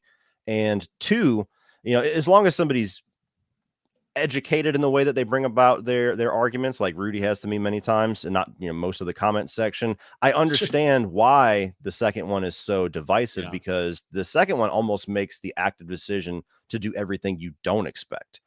And for some people that was deal breaker, like after another deal breaker. And I mean, the Joel thing was I know the Abby thing kind of got the trolls, but would you say the Joel thing was the main thing that really caused the split? Well, the main thing, it was very similar to Terminator Dark Fate, where major plot points were leaked online. And so most of the fan base that was angry about it initially just reacted to bullet points and sentences. This happens, this happens, this happens. And everybody just went up in arms. They review bombed the game. They shit on anybody that liked what happened. Yeah. And then there's those that actually gave the game a chance, and it still didn't work for them. I've talked to a couple of people that I respect that are educated the way they talk about it. And I'm like, I get it. I totally get why it might not have worked for you. And so it's a bit of a mix of all of that. And there's some people that maybe were okay with the Joel thing, but didn't like the fact that you spend half the game playing the person that did it. and then there's others that maybe hated the Joel thing and then was compelled later on by the Abby storyline. Like it's a whole big wild I mix. think what is fascinating about, and I don't know if this could be wrong, but it seems like when we assess the way people respond to movies or books or plays or TV shows, there tends to be a more majority view of this is how people will respond to this artistic decision. And it doesn't mean obviously everyone, there's, but there seems to be a consistency. Whereas in games, it's fascinating that I don't feel you have that safety net of being able to make decisions knowing that, because if I keep going back to the opening of Last of Us 1 with controlling Sarah, your response to her dying in that game sounds like it's all about how much time you spent controlling her and looking around. Also, I've had people tell me in the last 2 days, the very nature of them controlling a character, like you literally having control when that character is killed, it means more to them than if it's a character that you're just watching. And for me, I grew up in the arcades of the 70s and 80s. How many Miss Pac-Man did I lose? She died all the fucking time. And it's in a game, to me, it's not a real death. It's like, oh, you took that game piece off the board. Okay, you took my queen or you took my rook, whatever, And for other people, though, clearly the very nature of controlling a character has some kind of bond with them that creates an emotional connection that, as a designer, I would never think that was a tool to use, because I don't feel that way. So I think it's really weird when you make video games, you don't have that data that the audience is like 95% of people, when they find out, Luke is the son of Vader, they're going to go, and 95% of people when, in Terrifier 2, when the girl in the bed actually speaks, they're going to go, but in a video game, you could have people going, there's like 20 different responses to it. So it's interesting stuff. Yeah. I think someone's phone went off. Yeah, I was like, is that mine? Is it mine? No, that was mine. That was mine. So kicking it over. Did you ever finish it, CP? I know you probably know most of what happened in the second game, but no, the second one. No, I haven't finished it. Oh, so no spoilers. Okay. Yeah. Go ahead. Try your best, Rudy, to kind of convey. I mean, David did a good job. So try your best to convey. I know the bullet points, so don't worry about me. Yeah. Try your best to convey for even the people in the audience that maybe haven't done. Why I didn't like part 2? Yeah. Why it didn't work for you? Well, just like everybody, the relationship between Joel and Ellie is something we all cherish. And like I said, maybe it's because I played it with my daughter. She was the same age as Ellie. And we had that bond and that connection to these characters. We cared for them. We love these characters. And it's funny to say, because I love Metal Gear, but I don't love Solid Snake as much as I love Joel and Ellie together, because they're two people with horrible pasts, done horrible things, but they found each other. And that's that bond in this horrible world. So I was very protective of that. And playing part 2, I didn't mind him dying at the beginning. I'm like, okay, this is a sacrificial lamb. Something's going to happen. There's going to be a big payoff. And of course, the story, the moral of it is this: revenge is not, you can't continue the cycle of revenge. You can't follow those same tropes. But I felt that the very end was not worth the death of Joel. Okay. Maybe if we had him further along in the game and he died maybe further in, I would have felt better. But I felt the payoff at the end was not worthy of Joel's sacrifice. I've always said this many times. When Ellie's about to kill Abby, they should have given the player the choice: kill her, hit X, let her go, hit Y. I think that would have helped the fans make, if the fans make the choice, because we're so in love with Joel in that relationship, we would have killed her. I know we would have. And the fact that we didn't get the choice, or the Ellie went a certain way, and then you find out she still lost everything. She can't even play guitar no more. Her finger's gone. She's lost her family. So what was it for? What was all this for? What was killing Joel for when she ended up with nothing? Can I offer a response to that? Well, hold on, I'm not done yet. So that's where I damn, my train of thought's gone now. So that's where I was upset about. I mean, if she had maybe more time with Joel, but I just felt his sacrifice was not worthy of the ending. Okay. And that's where I'll leave it at that. My train of thought's messed up. Yeah, man, go ahead. Sorry. I'm sorry. I thought you were literally asking the question. Because I was going, I wonder if one of the reasons maybe Last of Us 1 hits harder for more people is fundamentally what Joel is going through. I think is a more universal emotion. I think whether it's the loss of a child or the loss of a loved one, Right. or having to make this really hard decision about, do you make a selfish decision or do you make a decision for the greater good? I think that's relatable. I think I could be wrong. I know Neil Druckmann was in the military over in Israel. Maybe he's got this experience, but when you say, you know, the takeaway is revenge just perpetuates the cycle, you know, that's a nice fable message but how many people of us in real life have ever really gotten revenge in a way that is like really meaningful? And then we're like, oh yeah, that didn't do anything. I mean, that experience is not very universal. It's something we tell ourselves in media and in storytelling and act like it's just a foregone conclusion. But I don't think, can anybody in this chat or in this call relate to, I really hated this guy or this girl or the situation and I got my revenge and then, oh, I was really deflated. I mean, who does that?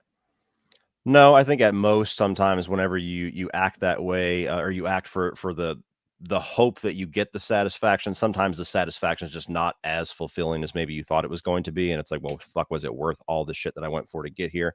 Right. So that's, I could kind of relate to that in a really small example, but not as much as losing a kid or making this decision. Right. No. And I wonder if that's why.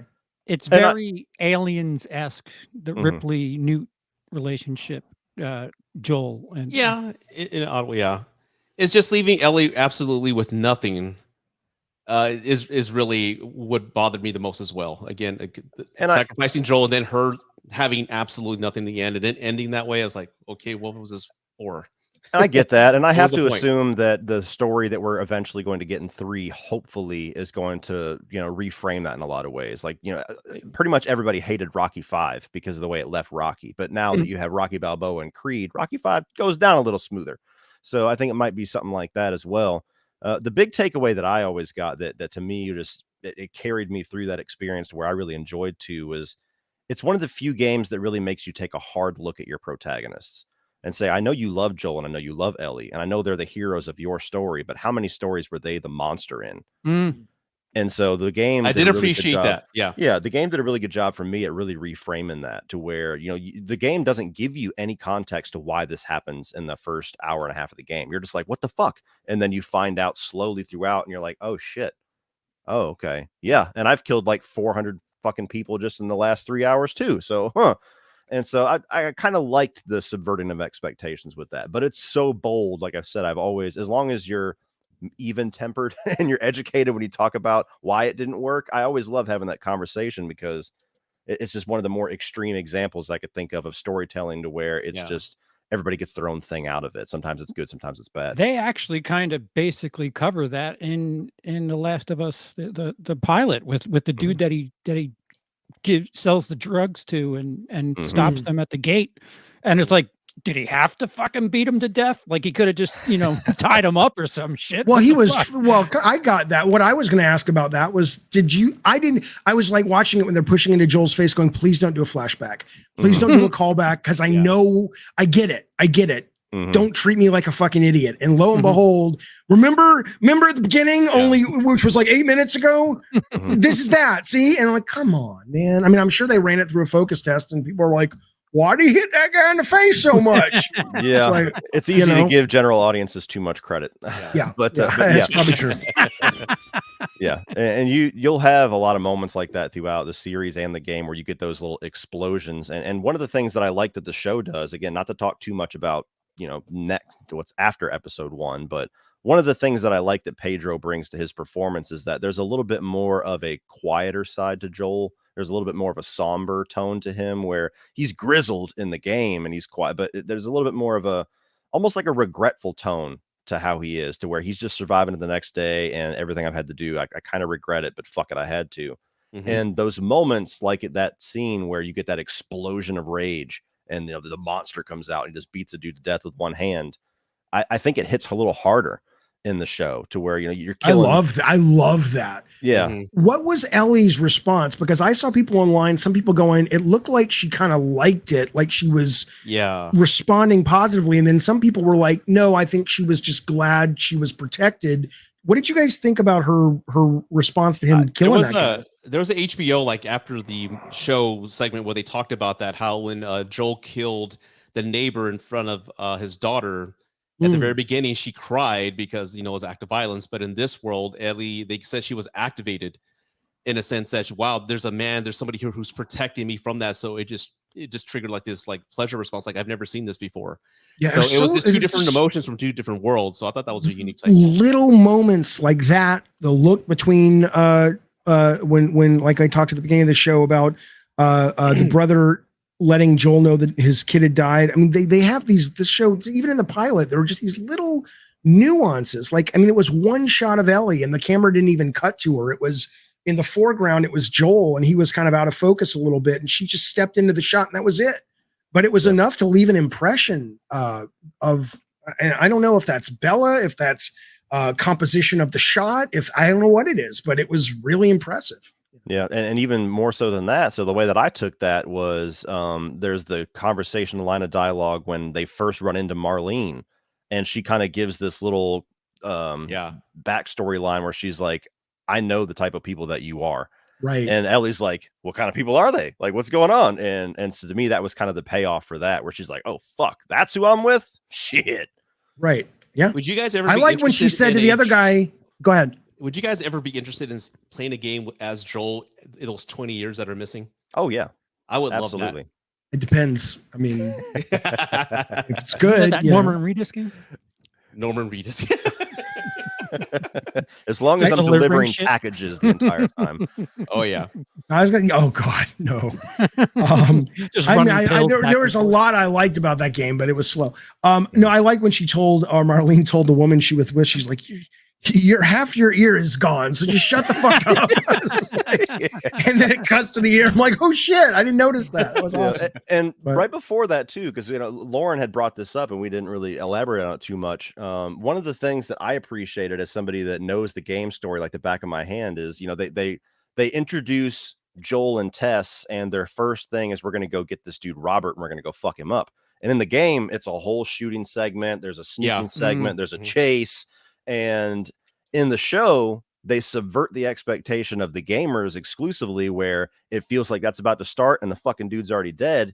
And now we're right here at Marlene. Marlene killed him. So it cuts out in a really brilliant way all those kind of gameplay sequences that don't necessarily add to the story. It's just for interactivity. I heard that this pilot was 2 episodes and they chopped it into 1 to get it to move quicker. So maybe all that was shot and they just were like, no. Let's I didn't even notice it, but I loved it. It flowed great. Absolutely. I have a question for you guys. And I don't want to hear anything about the future episodes. I know you're understandably under lock and key on that. But next week, is the first time we will see a guy.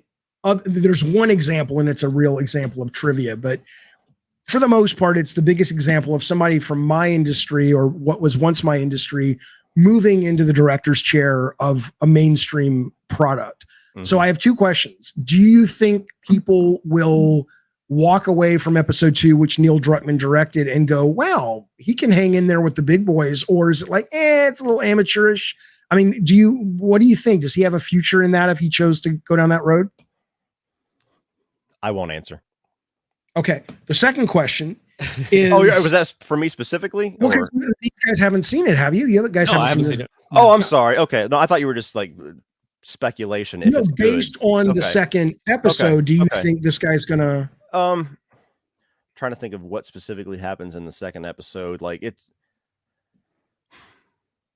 there's nothing about the second episode that stands out to where I would think that's clearly the game director that made this. Like, to me, it's on par with the other. Okay, great. So then I would say he can hang with those guys. What I will say, girls, whatever. What I will say is that there is a sequence in the second episode that is very important to capturing the experience of the game that he captures perfectly. So I think that's the little X factor that maybe he adds in the director's chair in episode. Is it 2. That when they're moving, suddenly everything goes really slow and drops to like 20 frames and then it goes back to that doesn't happen. But why is he looking in every fucking drawer? That's right. Can you imagine? That's exactly like the game. The fans love it. I was going to ask my theory, because the video game industry is not unionized. I'm sure Neil Druckmann, I know he's a contract player now, at Sony. He doesn't actually work, from my understanding, for Sony Interactive anymore. But, you know, so I'm sure he's making great money. You know, even when I worked for Sony as an employee, I was making great money. And that was a while ago. So, but I go, okay, let's say this show works. Let's say it gets an Emmy. Let's say he can get 4 more episodes in season 2. I'm just like, why would you stay in video games? Because you can, I mean, people are always fascinated that I don't live in a mansion in Malibu because of the games I'm associated with. But my industry doesn't pay. We're like comic book people. You don't make that kind of money unless you start a company and sell a company in games. If I'm Neil Druckmann and I actually can bring the goods to this medium, where you make one hit movie and then you make another one and you're set for life financially, do you think he's going to stick around games at this point? Or do you think he's like, that's, you know, would you? I wouldn't. I guess that's my point. I wouldn't. It's my understanding that when you're telling long form television stuff, the directors aren't nearly as important as they are in film. Well, he's a showrunner too, though, right? Yeah, right. Yeah. So the cinematographer is probably the one that he may give most of what he wants done, and the cinematographer or the director of photography will kind of make it more again, I'll use the word cinematic. Yeah. Because you're going from a third person game, which doesn't really play as far as, you know, sitting down and watching TV. So the camera work is probably where most of the translation is important. It's just my opinion. I don't know. I mean, Michael C. Hall's directed episodes of Dexter, and I genuinely, there's nothing. It's like, oh, that's clearly Michael C. Hall. He put his artistic stamp on that. Right. I think Neil wrote it or co-wrote it, and he's co-show running it, but I don't know anything else he's doing in the second episode. I think it's going to depend a lot on what kind of creative mind he is, because you have some people, we'll just talk movie directors. You have some movie directors that continue to make movies until they die, and they have their heyday. They have the ones that everybody remember. Great example. Thank you. Every other year, there's something new there. And then you have people like Tarantino that says, I'm making 10 and I'm fucking out. Yeah. And so we'll see. We'll see. Yeah, exactly. We'll see. But it depends, I think, on that. What I would like to see, if he really gets a passion for show running or directing or whatever, what would be cool for me as somebody that loved Last of Us 2 is if he knocks part 3 out of the park. And I do think it should be the conclusion of the story. Then continues on that he's going to run the show for, they said 5-6 seasons, whatever it takes. They're going to split part 2 into 2 seasons. They've already said that. Presumably the third game is going to be as big or bigger. So that'll be another 2 seasons, maybe 3. Wrap the show up in a way where that now has a legacy of that was the greatest video game adaptation, one of the best shows of all time. Right. And then he's got his legacy set, and then he can do whatever the fuck he wants. I'm the guy that did Last of Us and did the show. Well, he might be like Alan Ball when he did True Blood, and then he went on to 6 Feet Under, right? He's like, I did this based on this thing, and it was commercial. Now I have my passion project, and HBO is like, well, what do you want to do next? Last of Us is wrapping up, and he's like, oh, let's, you know, I don't know. It'll be for a million reasons a really interesting career to watch now, because he does have his foot successfully in the in both camps. And the only other guy who's ever done that for my industry was a blowhard executive producer and producer on a bunch of Sega 16 games like Jurassic Park, and he went off and co-directed the DreamWorks animated movie Sinbad. And then it was such a tanked movie, he went right back to video games. So, you know, it's like, can I come back? It's like when Michael Jordan went to go play golf for a while or whatever. Well, or he went to play for I saw him in Birmingham play for the Birmingham Barons. So yeah, it's like, that's Michael Jordan. He's terrible. But there you go. Yeah. All right. I got another super chat, and then I do have a question that we can end on. We're close to 2 hours. I think it'd be a good point to end on. I thought Jeremy Johns made a good point about the fact that the show really glazed over the revelation that Ellie is infected. Non-gamers probably didn't grasp the gravity of that reveal. I disagree. I think they did a good job with that reveal, because I think that the last 5 minutes of the show has a cliffhanger for the new experience, for the new viewers, and it has a cliffhanger for the game fans. So you have the story, you have this little girl, there's lines just like out of the video game. What are you, some bigwig's wife? You have no idea why the fuck she's important and why we have to get her there, why Marlene is bleeding to get this child where she needs to be. And when you find out she's possibly the key to ending all of this horrific shit that we just showed you for the past hour and 15 minutes, that's a good spot to end the episode for everybody that's never experienced the story. And it's like, oh, that's big stakes. So if he fucks up and doesn't save this girl or get her where she needs to go, that might be it for humanity. I think the show did a great job with that. And then just 3 minutes later, kind of leaning into fan service a bit, but the visual of them going through the chain link fence and then the lightning crashing, and you get that iconic shot of the two buildings. That's just the final stamp of video game fans saying, this is for you. And they're like, fuck yes. Like I planned on watching one episode because I started this when I had my screeners at like 1 a.m. and it's an hour and a half. I had to watch episode 2 because of that one shot. I was like, no, fuck it. Cancel plans for tomorrow. I'm watching this shit. So, I don't know. Did you guys disagree? Do you think I disagree? No. I disagree. I think they buried the lead a little bit. I mean, if you have, what is it, 9, 10 episodes we're doing this? Okay. Yeah, 9. Yeah, you could have played around with that a little bit and maybe revealed it an episode or 2 down the road. You know, just fucking play Lost a little bit and what's the deal with this girl? I mean, she's special, whatever. You know, you don't have to just front load it, but I get why, but I disagree. It doesn't have to be in the first episode. I think sorry, go ahead. No. I was just thinking as somebody, I didn't finish the first game, but I know what Ellie is. I wonder if you would have made it a mystery. On one hand, I like that storytelling, but I wonder if there's not something compelling, because we've had so many like TV shows like Lost, and then what was the one where everybody fell asleep for 5 minutes or what? You know, it's like remember it was after Lost. 4400. No, it was an ABC show and then there was The Forgotten where the little kid comes back and whatever. You had a lot of these post Lost shows that were like, here's the mystery, right?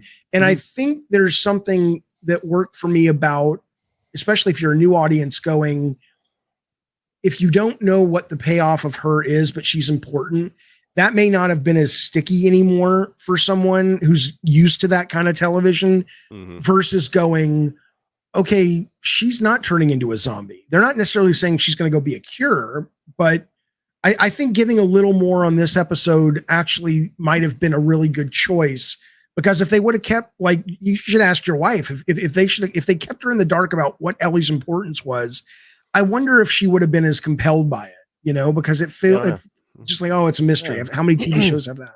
Well, not only that, but I think that the point of this story is not necessarily any mystery of who she is. It's about the bond that situation creates between her and Joel. So I think that they knew that you know, that some people might be intrigued, but let's get to the point, I guess, maybe. And plus, it adds a lot of tension for the next sequence, because now that you know how important she is and how they need to protect her, so it just adds that level of tension.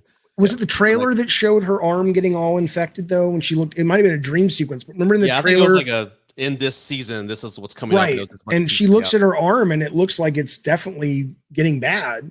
I don't remember that from the game. I don't remember if she ever got close to changing, but she might have. It's been a while. I think it was just scar tissue, but then again, they could have put some trickery in the trailers. You know, they're not always right. 2 more super chats. Thoughts on the trailer for Skinamarink? Never watched it, but they were talking about it at the beginning of the show, actually. So terrifying. Yeah, fucking terrified me. I saw it yesterday, and my review will be up probably tomorrow. There you go. Yeah. Love the stream. I say hi, y'all. What was your funniest moment with Ellie in the pilot episode? Do you think they will have the DLC be maybe a full season? I cannot answer that second question, but I do have a definitive answer for it. But I think the answer is yes, though. I think we already know that the girl that Ellie likes in the DLC has already been cast and they've revealed her, right? In season 1. Yeah, not a full season, but yes. Yes, exactly. But yeah, thank you for loving the stream. What was your funniest moment with Ellie? My favorite moment with Ellie is not till episode 2, so it's hard for me to think. But there's a Ellie humor moment it's in the trailer. It's where where she's like, where he's like, I swear to God, if she even twitches and she's like, and she's like, stop it. Oh, okay, like that's, to me, that was the moment where I was like, oh, she fucking nailed it. And I think that's, I don't know about funny, but when she's counting down from like counting to 10 and she ends with "fuck you," I thought that was pretty cool. That's another one where she's it's like super cool. I want an action figure now of Ellie. I was like, before I was like, Ellie's fine, whatever. Now I'm like, oh, she's badass. I love this character. I want a statue now. So this is the question. The knife part got me, where Joel had his hand on the, or excuse me, his foot on the knife. Kicks it away. And he's like, stop. Yeah. She's got a potty mouth too. It's fucking awesome. It's awesome. I love her. So this is the question that I want to end on, and then we'll wrap up. So obviously we get season 1 that's based off the first game. They've already announced to a degree, or at least given hints, that part 2 is going to be split amongst season 2 and season 3. We saw, and for what many people would say, a detriment to Game of Thrones, to where the books were not written to finish the show, and they had to play. They were running into themselves. Yeah. Do you think we're going to have that problem with this show? Because there was like, what, 7 years between part 1 and part 2 in the video games? Are we going to run into that problem to where they're going to have to rush the production of the part 3 game, or come to a point where they're having to stretch the story of 2 out even more because 3 is not done? I'll throw that to CP. We'll go around clockwise. Well, if Neil Druckmann's staying on, I'm sure his vision has. I would hope he's got some foresight for what he has plans for. It's not like Game of Thrones, where they're all right. We're gonna take a right. I almost think that the what's the guy that did Game of Thrones, the author, George R.R. Martin. Yeah, I almost think there's a bit of a sick fuck edge to him, to where he saw the show and he's like, I'm not ready to write this book, but I'm going to see how everybody responds to their ending. And then he gets to the end and he's like, oh, I would have never done that shit. Let me write my book. Go ahead though. Sorry. No. I mean, if he stays on, I would assume that he has some sort of vision in mind, so it wouldn't be as bad as Game of Thrones. It depends, because I don't know when part 3 of Last of Us is scheduled to release, but I do know like seasons aren't the norm. Like the seasons, we all know, like there's like a 1-year break sometimes between shows, but HBO Max, that's not the case. Like Game of Thrones, the House of Dragons, that's not gonna come back, I believe, for another 1.5 to 2 years, because there's so many stars within the show you have to schedule out before you can even film. So if we have that much story between us and part 3, I mean, there's no guarantee Last of Us season 2 is going to come out this time next year. Yeah, with Pedro's schedule and everybody else's. So who knows when will all 3 of these seasons will be completed.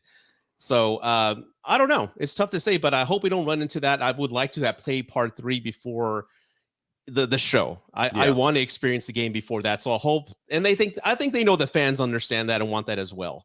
So maybe part 2 years away regardless. Yeah, or 4 because of like scheduling and such. So I don't think we're going to run into that problem. They've learned from the mistake from Game of Thrones, and they're still hearing about it to this day. So I don't think they're going to repeat it here, especially with a treasured franchise like The Last of Us.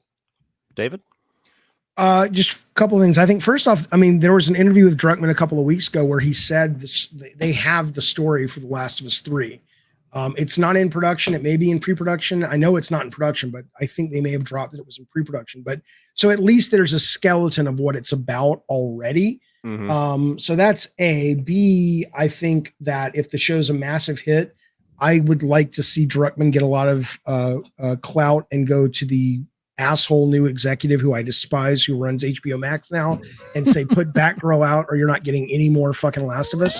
And the third thing, and the last thing though, is honestly the thing that I think is going to be most interesting is if this is a big hit, and it is, like you said, it's not 3 weeks later and it's kind of taken a dive, but it's a consistent, it lives in the upper atmosphere of whether it's Walking Dead or one of those kind of shows.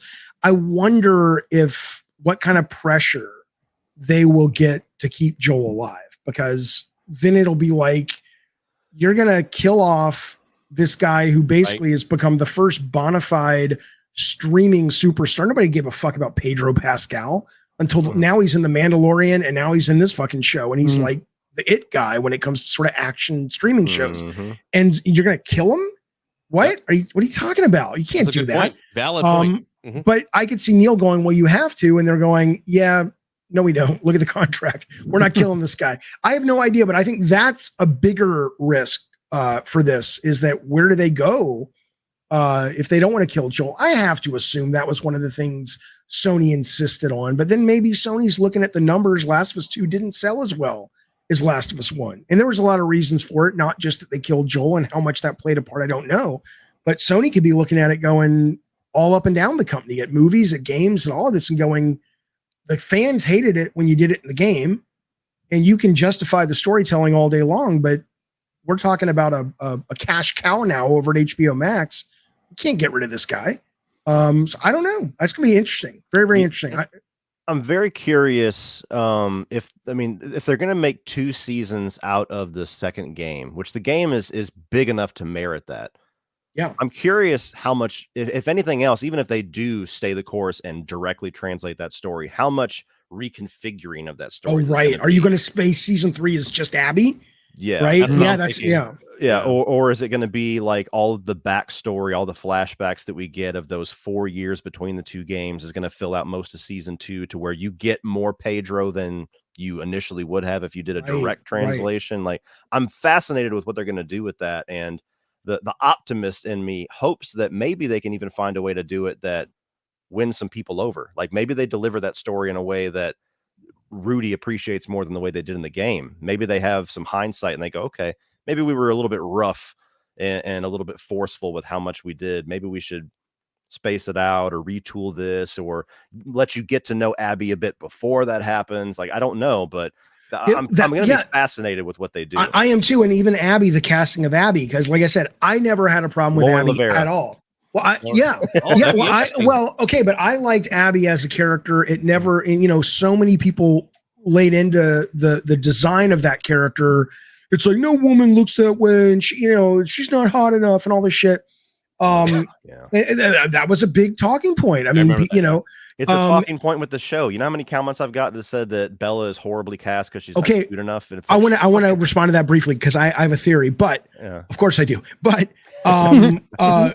but with Abby though, I wonder if the TV making people they didn't like Joel's death. They didn't like the way Abby was portrayed. How much of that are they going to go, the fans were right, and it's better storytelling if we make some adjustments?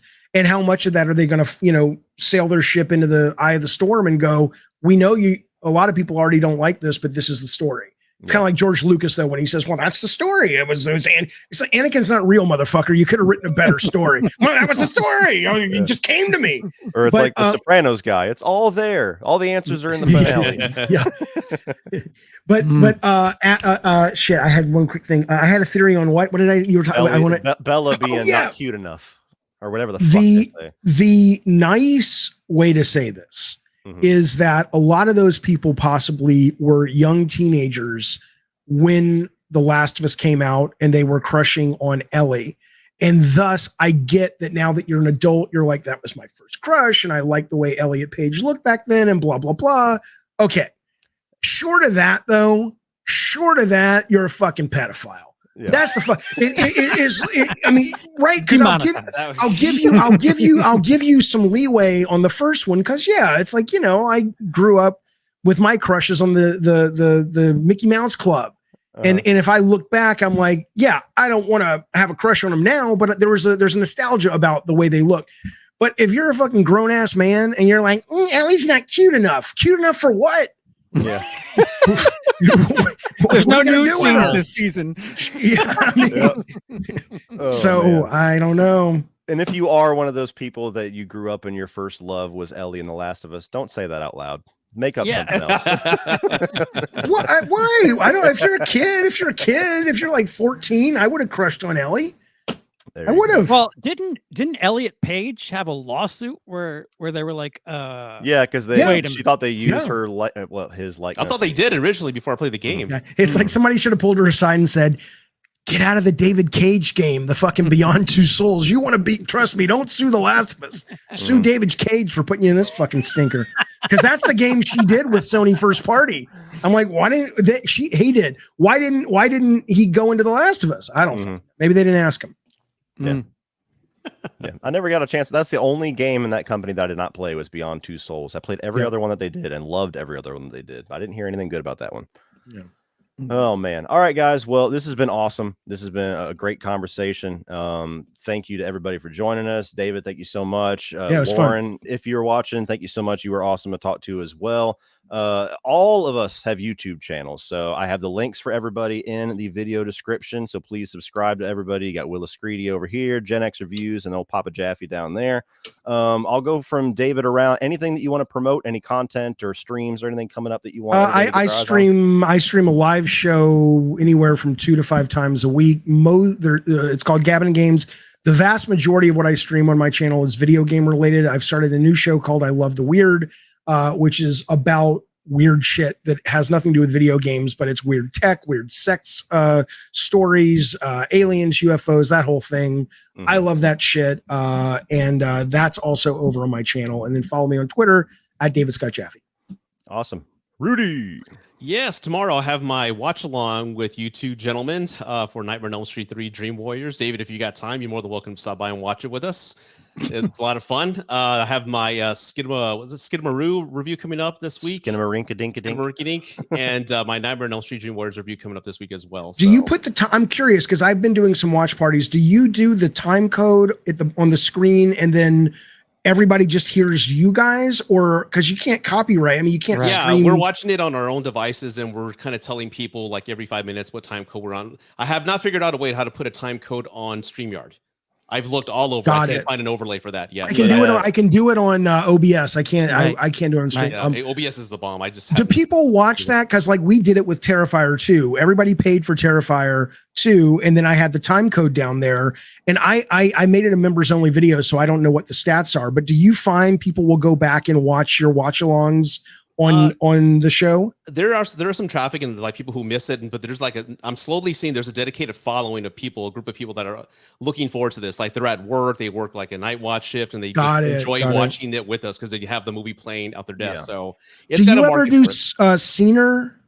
Scener, I've heard of that. It's awesome, but I wish they would start letting creators bank their stuff. It's basically a wonderful sharing subscription services to watch with lots and lots of people and have a watch party. But the problem is when it's done, it's gone. Yeah. And it's like, that I don't really care for. But anyway, I'll shut up. Okay. It's like Twitch with Amazon Prime. That's right. Yes. But once you're done, it's just like, yeah, that's it. Charles, is there any videos in the next 6 months we can look forward to? No. Oh, I thought he was the guy from AC/DC all this time because the hat. Oh shit! You know my boy guy. Blippy. I haven't gargled enough coal yet. Yeah, Last of Us related content, and I'm joining these chuckleheads tomorrow night. Yes, and then I'll speak for CP as well because I don't have a definitive date for it, but we will be doing top 10 of 1983 at some point. That's the other thing that us two are doing.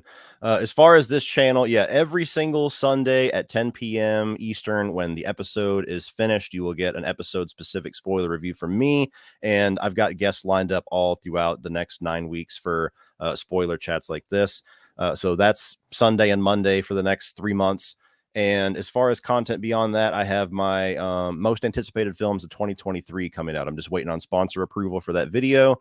And that's about all I can announce at the moment. The rest of it is me kind of figuring out what I want this year to look like on this channel. I want it to be just slightly different, do a little weird stuff. So thank you to everybody for watching. Thank you for those that gave us a super chat. Again, please subscribe to these guys' channels. The links are all in the video description below. Watch Last of Us. Praise Last of Us. Come talk about it with us. Don't be a dick in comment sections or Twitter. Yeah. Jesus. Fucking pedophiles. That too. I'm going to tag Lauren and she's just going to come beat the shit out of all of you verbally. All right, guys. Thank you for watching. That is it for us. Everybody, have a good night.